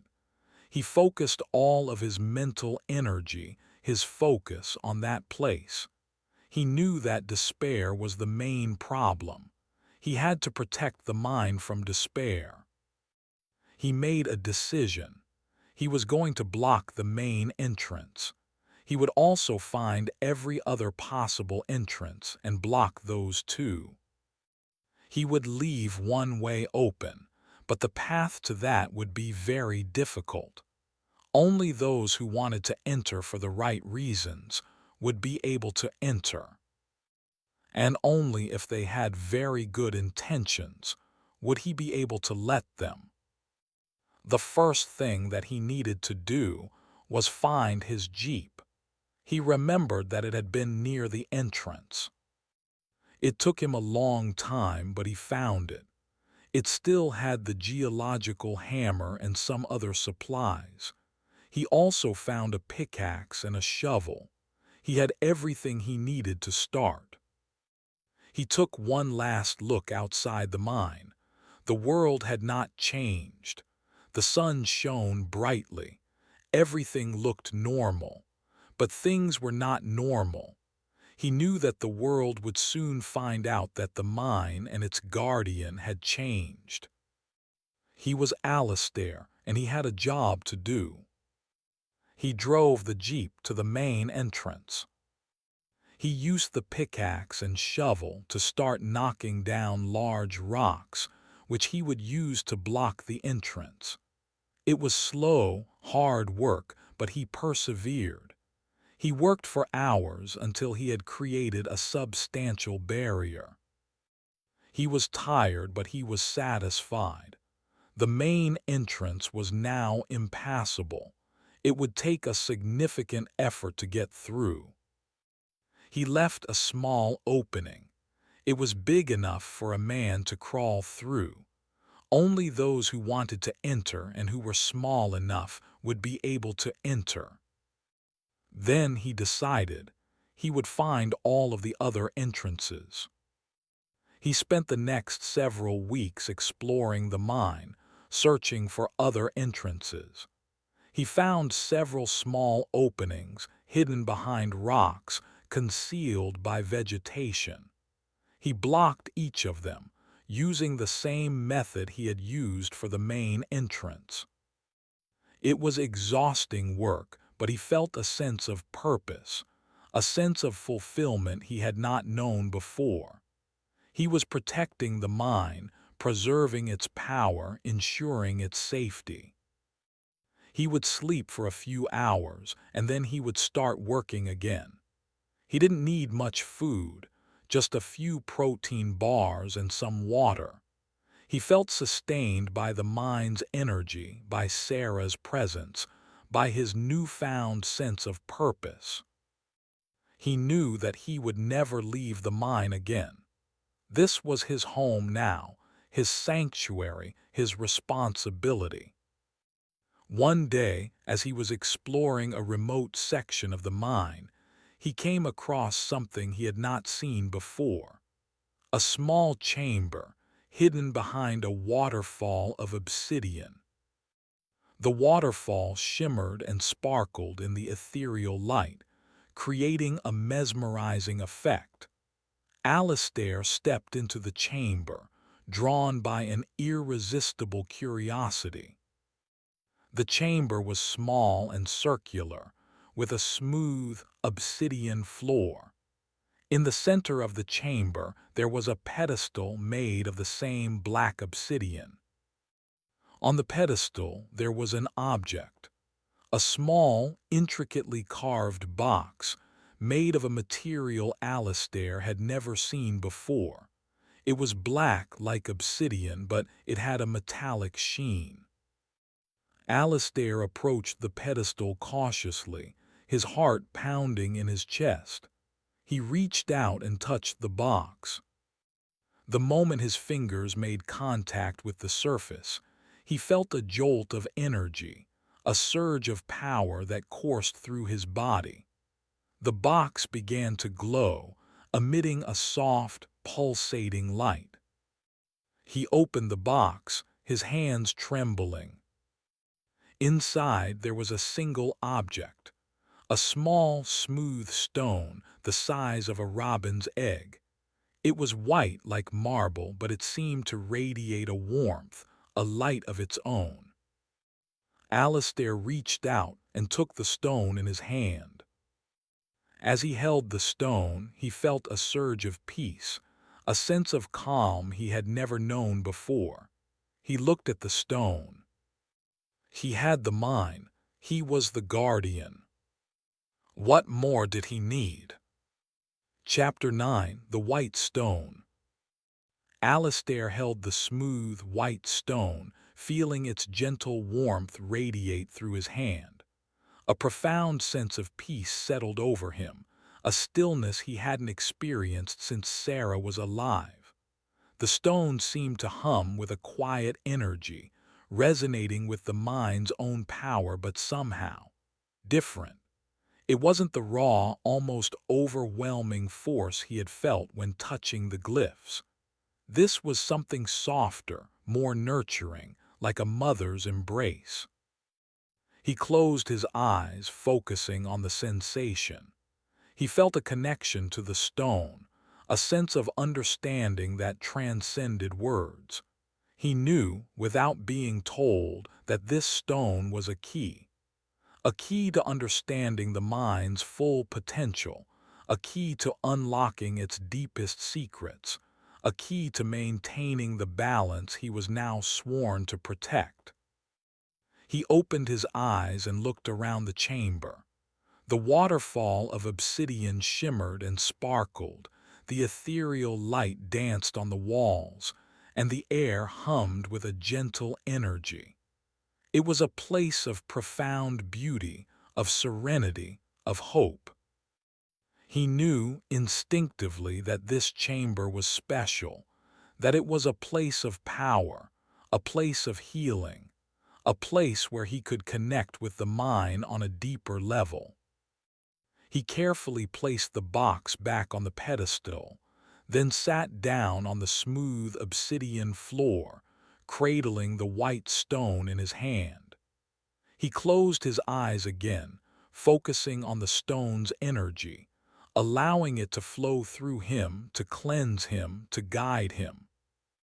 He sat there for hours, lost in meditation, his mind emptying of all thoughts, all worries, all fears. He simply was existing in perfect harmony with the mind, with the stone, with the memory of Sarah. When he finally opened his eyes, the ethereal light had shifted, casting long shadows across the chamber. He felt refreshed, rejuvenated, renewed. He knew that he had learned something profound, something that would guide him in his role as guardian. He stood up, feeling a sense of purpose and direction he hadn't felt before. He walked out of the chamber, back into the mine, ready to face whatever challenges lay ahead. He spent the next several weeks exploring the mine, using his newfound knowledge to deepen his understanding of its intricate network of tunnels and chambers. He discovered hidden passages, secret chambers, and forgotten artifacts. He learned about the mine's history, its power, and its potential. He also learned about the dangers that lurked within the mine, the lingering traces of negativity and corruption that still clung to certain areas. He worked tirelessly to cleanse these areas, using his energy and the power of the white stone to dispel the darkness and restore the balance. He discovered that the mine was a living entity, a sentient being with its own thoughts, feelings, and desires. He learned to communicate with the mine, to listen to its whispers, to understand its needs. He began to feel a deep connection to the mine, a bond that transcended the physical realm. He was no longer just a guardian, he was a partner, a collaborator, working with the mine to protect its power and preserve its integrity. One day, as he was meditating in the chamber with the obsidian pillars, he heard a voice. It was Sarah's voice, but it was different from anything he had heard before. It was clearer, stronger, more present. "Alistair," she said, "you are doing well, you are fulfilling your purpose." He opened his eyes, his heart pounding in his chest. "Sarah," he whispered, "is that really you?" "Yes, Alistair," she said, "it is me. I am always with you, guiding you, protecting you." "But how?" he asked. "How can I hear you so clearly?" "You are connected to the mine now, Alistair," she said. "You are a part of it, and I am a part of you. We are all connected, Alistair, in ways you cannot yet understand." "I miss you so much, Sarah," he said, his voice choked with emotion. "I wish you were here with me." "I am here, Alistair," she said. "I am with you always.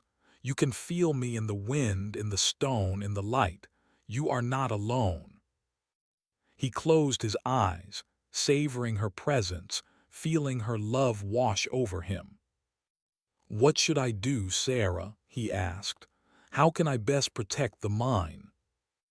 "You must be vigilant, Alistair," she said. "You must be watchful. There are those who will seek to exploit the mine's power for their own selfish purposes. You must be ready to defend it." "But how will I know who to trust?" he asked. "You must listen to your heart, Alistair," she said. "Trust your instincts. The mine will guide you. I will guide you. You will know." She began to fade, her voice growing softer, her presence diminishing. "Sarah," he said, his voice desperate, "don't go, please don't leave me." "I will never leave you, Alistair," she said. "I will always be with you, remember that."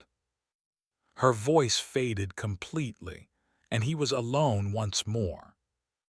He opened his eyes, his heart filled with a mixture of sadness and gratitude. He missed Sarah terribly, but he knew that she was still with him, in spirit, in memory, in the very essence of the mine. He stood up, feeling a renewed sense of determination. He was ready to face whatever challenges lay ahead. He was ready to protect the mine, to defend its power, to honor Sarah's memory. He walked out of the chamber, back into the tunnels, ready to fulfill his destiny as the guardian of the Obsidian mine. Days turned into weeks and weeks into months. Alistair continued to explore the mine, to learn its secrets, to deepen his connection to its energy. He patrolled the tunnels, cleansed the corrupted areas, and maintained the balance of power. He was at peace. The world had found a perfect guardian. But what happens when the rest of the world wants to join in? Chapter 10: Isolation. The isolation was profound. Weeks bled into months, marked only by the shifting patterns of light and shadow within the mine, the subtle variations in temperature, the occasional tremor that rattled the obsidian walls. Alistair had become a creature of the mine, his existence intertwined with its rhythms, his senses attuned to its subtle changes. The outside world, with its noise and chaos and distractions, felt like a distant, fading memory. He spent his days exploring, meditating, and maintaining the mind's delicate balance. The white stone was his constant companion, a source of comfort and guidance. He often held it while he slept, its warmth seeping into his bones, its energy protecting him from the lingering shadows that still clung to the deeper tunnels. Sarah's presence was a constant comfort. He would often hear her voice, offering advice, encouragement, or simply a word of love. He knew she was with him, not as a ghost or an apparition, but as an integral part of the mind's consciousness, a guiding force that helped him navigate the complexities of his new role. He had established a routine, a rhythm to his days. He would wake with the first hint of light filtering through the blocked entrance, eat a simple breakfast of protein bars and water, and then begin his patrol of the tunnels. He would check for any signs of disturbance, any evidence of intrusion, any fluctuations in the mind's energy. He had discovered several natural springs within the mine, providing a constant source of fresh water. He had also found a small patch of edible mushrooms growing in a damp, secluded chamber. He supplemented his dwindling supplies with these natural resources, learning to live off the land, or rather, off the rock. He had become adept at navigating the mine's treacherous terrain, moving with a surefootedness and grace that surprised even him. He knew every nook and cranny, every hidden passage, every unstable rock. He was master of this domain, a silent guardian watching over his charge. But the isolation was beginning to take its toll. He missed human contact, the simple pleasure of conversation, the warmth of a shared smile. He missed the outside world, the beauty of the natural landscape, the vibrant energy of human civilization. He tried to push these thoughts aside to focus on his duty, to embrace his role as guardian. But the longing persisted, a dull ache in his heart, a persistent whisper in the back of his mind. One day, as he was meditating in the chamber with the obsidian pillars, he felt a disturbance in the mind's energy. It was subtle at first, a faint tremor, a slight shift in the atmosphere. But it grew stronger, more insistent, until he could no longer ignore it. He opened his eyes, his senses on alert. He felt a presence approaching, a force that was both familiar and alien. It was human, he could sense that much, but it was also something more, something amplified. He stood up, clutching the white stone in his hand. He knew that this was it, the test he had been waiting for, the challenge he had been preparing for. Someone was coming to the mine, and he had to decide whether to welcome them or to turn them away. He walked towards the blocked entrance, his heart pounding in his chest. He could hear the sound of footsteps approaching, the crunch of gravel, the murmur of voices. He reached the entrance and peered through the small opening. He saw a group of people standing outside, their faces obscured by the shadows. He recognized one of them immediately. It was Dr. Evelyn Reed, his colleague, the one who had tried to dissuade him from entering the mine in the first place. He frowned. What was she doing here, and who were these other people with her? He stepped back from the entrance, considering his options. He could confront them, demand to know their intentions and potentially turn them away. Or he could remain hidden, observe them, and try to glean some insight into their motives. He decided on the latter course of action. He needed to know what they wanted before he revealed himself. He moved silently back into the tunnels, finding a hidden vantage point where he could observe the entrance without being seen. He waited patiently, his senses on high alert, his hand gripping the white stone. The group outside began to speak, their voices echoing faintly in the stillness. "Are you sure this is the place, Evelyn?" a man's voice asked. "It looks abandoned." "I'm sure, Mark," Evelyn replied. "Alistair said it was near the Blackwood mine. This must be it." "But it's blocked off," a woman's voice said. "How are we supposed to get in?" "There has to be a way," Evelyn said. "Alistair knew this mine better than anyone. He must have left some kind of opening." Alistair frowned, so they were looking for a way in. But why? He listened intently as the group began to search the area around the entrance, their voices growing louder as they discussed their options. "Maybe we should just give up," Mark said. "This place is creepy, and I don't like the looks of those signs. Keep out. Danger. This doesn't feel right." "We can't give up now, Mark," Evelyn said. "We've come too far. This could be the discovery of a lifetime. We just need to find a way in." "What discovery?" the woman asked. "What's so special about this mine?"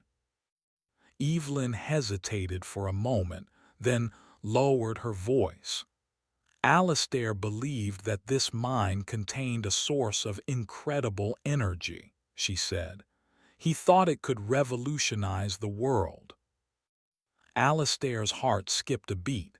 Energy, revolutionize the world, that couldn't be good. "Energy?" Mark asked, his voice incredulous. "What kind of energy? Nuclear, geothermal?"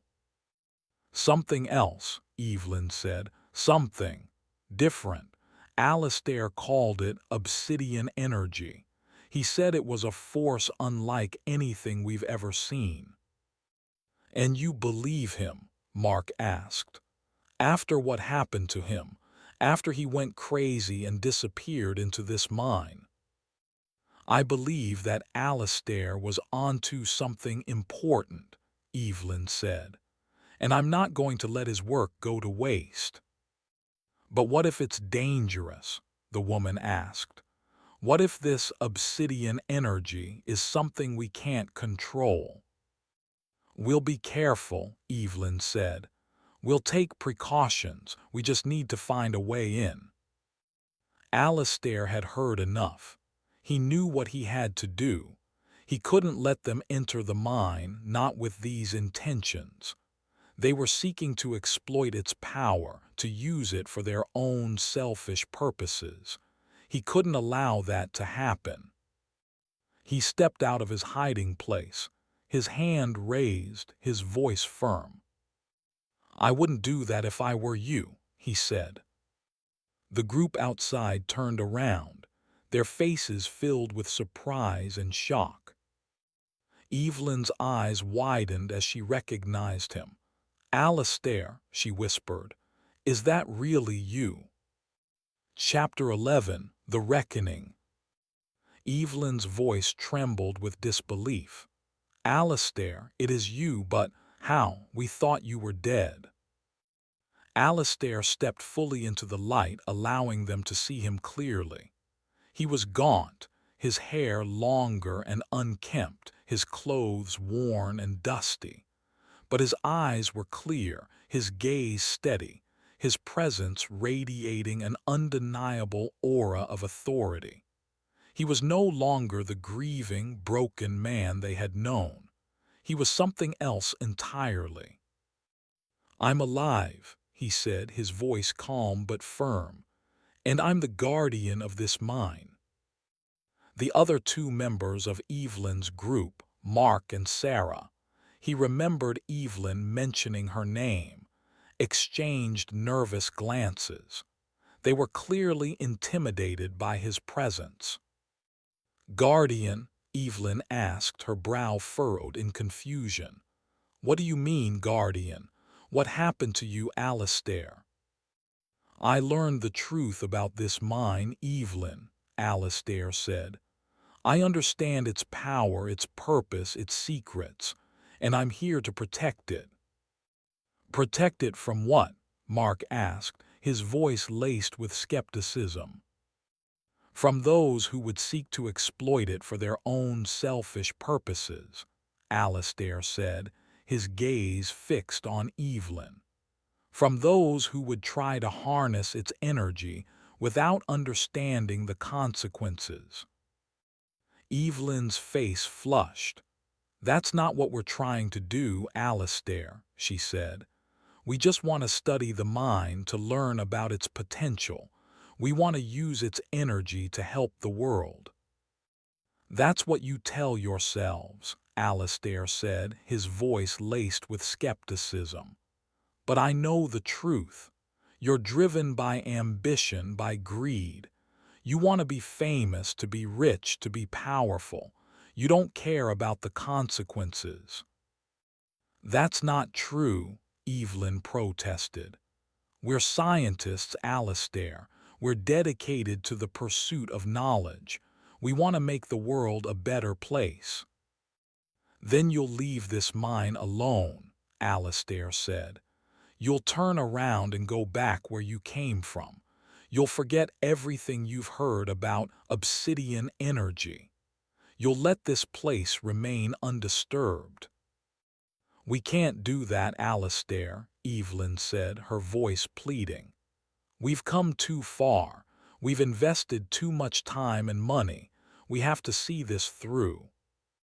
"Then you'll have to go through me," Alistair said, his hand gripping the white stone. The air crackled with tension. The three members of Evelyn's group stared at Alistair, their faces a mixture of fear and defiance. "Alistair, please," Evelyn said, her voice softening. "Don't do this. We're your friends. We just want to help." "You can't help me, Evelyn," Alistair said. "I'm the guardian of this mine. It's my responsibility to protect it, and I won't let anyone interfere." He raised his hand, the white stone glowing with a soft, ethereal light. "Leave," he said, his voice firm. "Leave now and never return. If you do, you'll face consequences you can't imagine." Mark and Sarah exchanged nervous glances, and then began to back away slowly. Evelyn hesitated for a moment, her eyes filled with a mixture of anger and disappointment. "You're making a mistake, Alistair," she said. "You're throwing away your life. You could have been a hero. You could have changed the world." "I am a hero, Evelyn," Alistair said. "I'm protecting the world from you." Evelyn stared at him for a long moment, then turned and walked away, joining Mark and Sarah as they retreated towards their vehicle. Alistair watched them go, his hand still raised, the white stone glowing brightly. He felt a pang of sadness for Evelyn, for the wasted potential, for the misguided ambition. But he knew he had done the right thing. He had protected the mine from those who would seek to exploit it. He lowered his hand, the white stone dimming slightly. He took a deep breath and turned back towards the mine entrance. He was alone once more, but he didn't feel lonely. He knew that Sarah was with him, guiding him, protecting him. And he knew that he was fulfilling his purpose, serving as the guardian of this sacred place.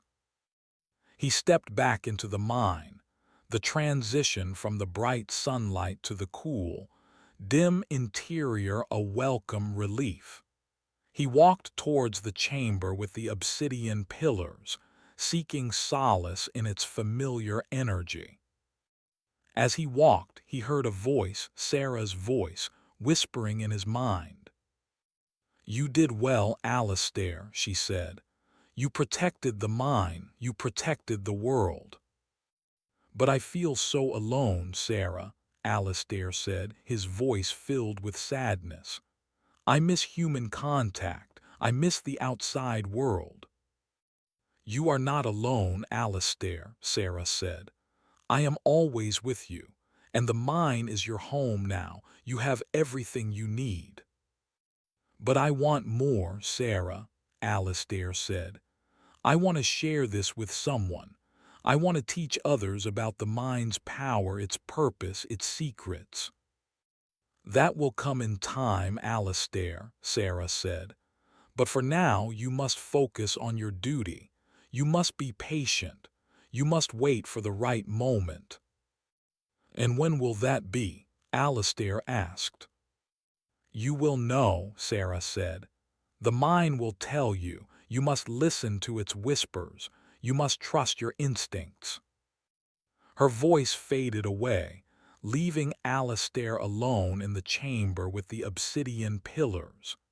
He sat down on the smooth stone floor, closing his eyes, focusing on the mine's energy. He tried to listen to its whispers, to understand its needs. He sat there for hours, lost in meditation, his mind emptying of all thoughts.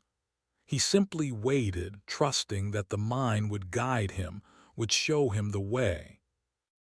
As the days turned into weeks, Alistair continued his routine, exploring the mine, maintaining its balance and listening for its whispers. He learned to trust his instincts, to follow his intuition, to embrace his role as guardian. He knew that he was on the right path, that he was fulfilling his purpose, that he was honoring Sarah's memory. But he also knew that his journey was far from over. He was no longer fully human, though he remembered how it was to be one, but he was not yet fully something else. What could he become? And what did the mine need from him? He knew that the world outside the mine was changing, evolving, and that he would eventually have to face it again. He just didn't know when or how. He did not know what awaits him, the guardian in his life in the mine. But perhaps there was someone who did know. Chapter 12: The Guardians. Years passed. Alistair became less a man and more an extension of the mine itself. His connection to the outside world faded to a distant echo, replaced by the constant hum of the obsidian, the whisper of the wind through the tunnels, and the steady rhythm of his own heart, beating in sync with the mine's core. He patrolled the passages, not with a conscious sense of duty, but with the effortless grace of a sleepwalker guided by an unseen hand.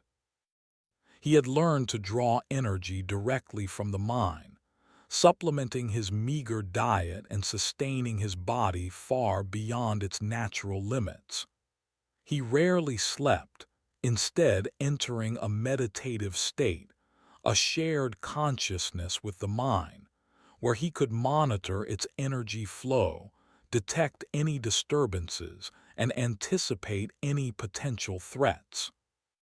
Sarah's presence remained a constant source of comfort and guidance. Her voice was no longer a whisper in his mind, but a clear, unwavering presence, a constant companion on his solitary journey. He often spoke to her aloud, sharing his thoughts, his feelings, his fears. He knew she could hear him, that she was always there, watching over him, protecting him. He had long since abandoned any hope of returning to his former life. He was the guardian of the Obsidian mine, and that was all that mattered. He had found his purpose, his destiny, his peace. One day, as he was meditating in the ethereal chamber, holding the white stone, he felt a powerful surge of energy ripple through the mine. It was different from anything he had felt before, stronger, more intense, more urgent. He opened his eyes, his senses on high alert. He knew that something significant was about to happen. Sarah's voice echoed in his mind, clear and strong. "Alistair," she said, "the time has come, you must prepare." "Prepare for what?" Alistair asked, his heart pounding in his chest. "The world is changing, Alistair," Sarah said. "Dark forces are rising. The balance of power is shifting. The mind's energy is needed more than ever." "But what can I do?" Alistair asked. "I'm just one man." "You are more than one man, Alistair," Sarah said. "You are the guardian of the Obsidian mine. You have the power to protect it, to defend it, to use its energy for the good of all." "But how?" Alistair asked. "How can I use the mine's energy to fight these dark forces?" "You must open the mine, Alistair," Sarah said. "You must allow others to enter. You must share its power with those who are worthy." Alistair hesitated. "But what if they are not worthy?" he asked. "What if they seek to exploit the mine for their own selfish purposes?" "You must trust your instincts, Alistair," Sarah said. "You must listen to the mine's whispers. You will know who to trust." "But I've been alone for so long," Alistair said. "I don't know how to interact with people anymore. I don't know how to lead." "You are not alone, Alistair," Sarah said. "I am with you, and the mine will guide you. You have everything you need." She fell silent, leaving Alistair alone in the ethereal chamber, his mind racing, his heart pounding. He knew what he had to do. He had to open the mine. He had to trust in the power of the Obsidian. He had to embrace his destiny. He stood up, his gaze resolute. He walked out of the chamber, back into the tunnels, ready to face whatever challenges lay ahead. He spent the next several days preparing the mine, cleansing the corrupted areas, reinforcing the defenses, and enhancing the energy flow. He used the white stone to amplify the mine's power, creating a beacon that would attract those who were worthy. He knew that the time was near. He could feel it in the air, in the stone, in the very essence of the mine. One day, as he was patrolling the tunnels near the blocked entrance, he heard a sound. It was the sound of footsteps approaching, the crunch of gravel, the murmur of voices. He stopped, his senses on alert. He knew that this was it, the moment he had been waiting for. He moved silently towards the entrance, peering through the small opening. He saw a group of people standing outside, their faces obscured by the shadows. They were different from Evelyn's group. They were not scientists, not explorers, not fortune seekers. They were warriors, protectors, guardians. They were the ones he had been waiting for. He stepped out of his hiding place, his hand raised, his voice firm. "Welcome," he said. "Welcome to the Obsidian mine." The group outside turned around, their faces filled with surprise and relief. A woman stepped forward, her eyes filled with determination. "We have been searching for this place for a long time," she said. "We have heard stories of its power, of its secrets, of its guardian." "I am the guardian," Alistair said, "and I have been waiting for you." "We need your help," the woman said. "Dark forces are rising. The world is in danger." "I know," Alistair said. "I am ready to fight." He reached out his hand, inviting them to enter. The woman smiled, a genuine, heartfelt smile. "Thank you," she said. "We are honored to be here." She stepped forward and took his hand. The other members of her group followed, their faces filled with hope and gratitude. Alistair led them into the mine, ready to share its power, ready to fight for the good of all, ready to fulfill his destiny. As they walked into the darkness, Sarah's voice echoed in his mind, clear and strong. "You are not alone, Alistair," she said. "You have everything you need." Alistair smiled. He knew that she was right. He had the mine, he had the power, and he had the allies he needed to face whatever challenges lay ahead. He was the guardian of the Obsidian mine, and he was ready to save the world. The end.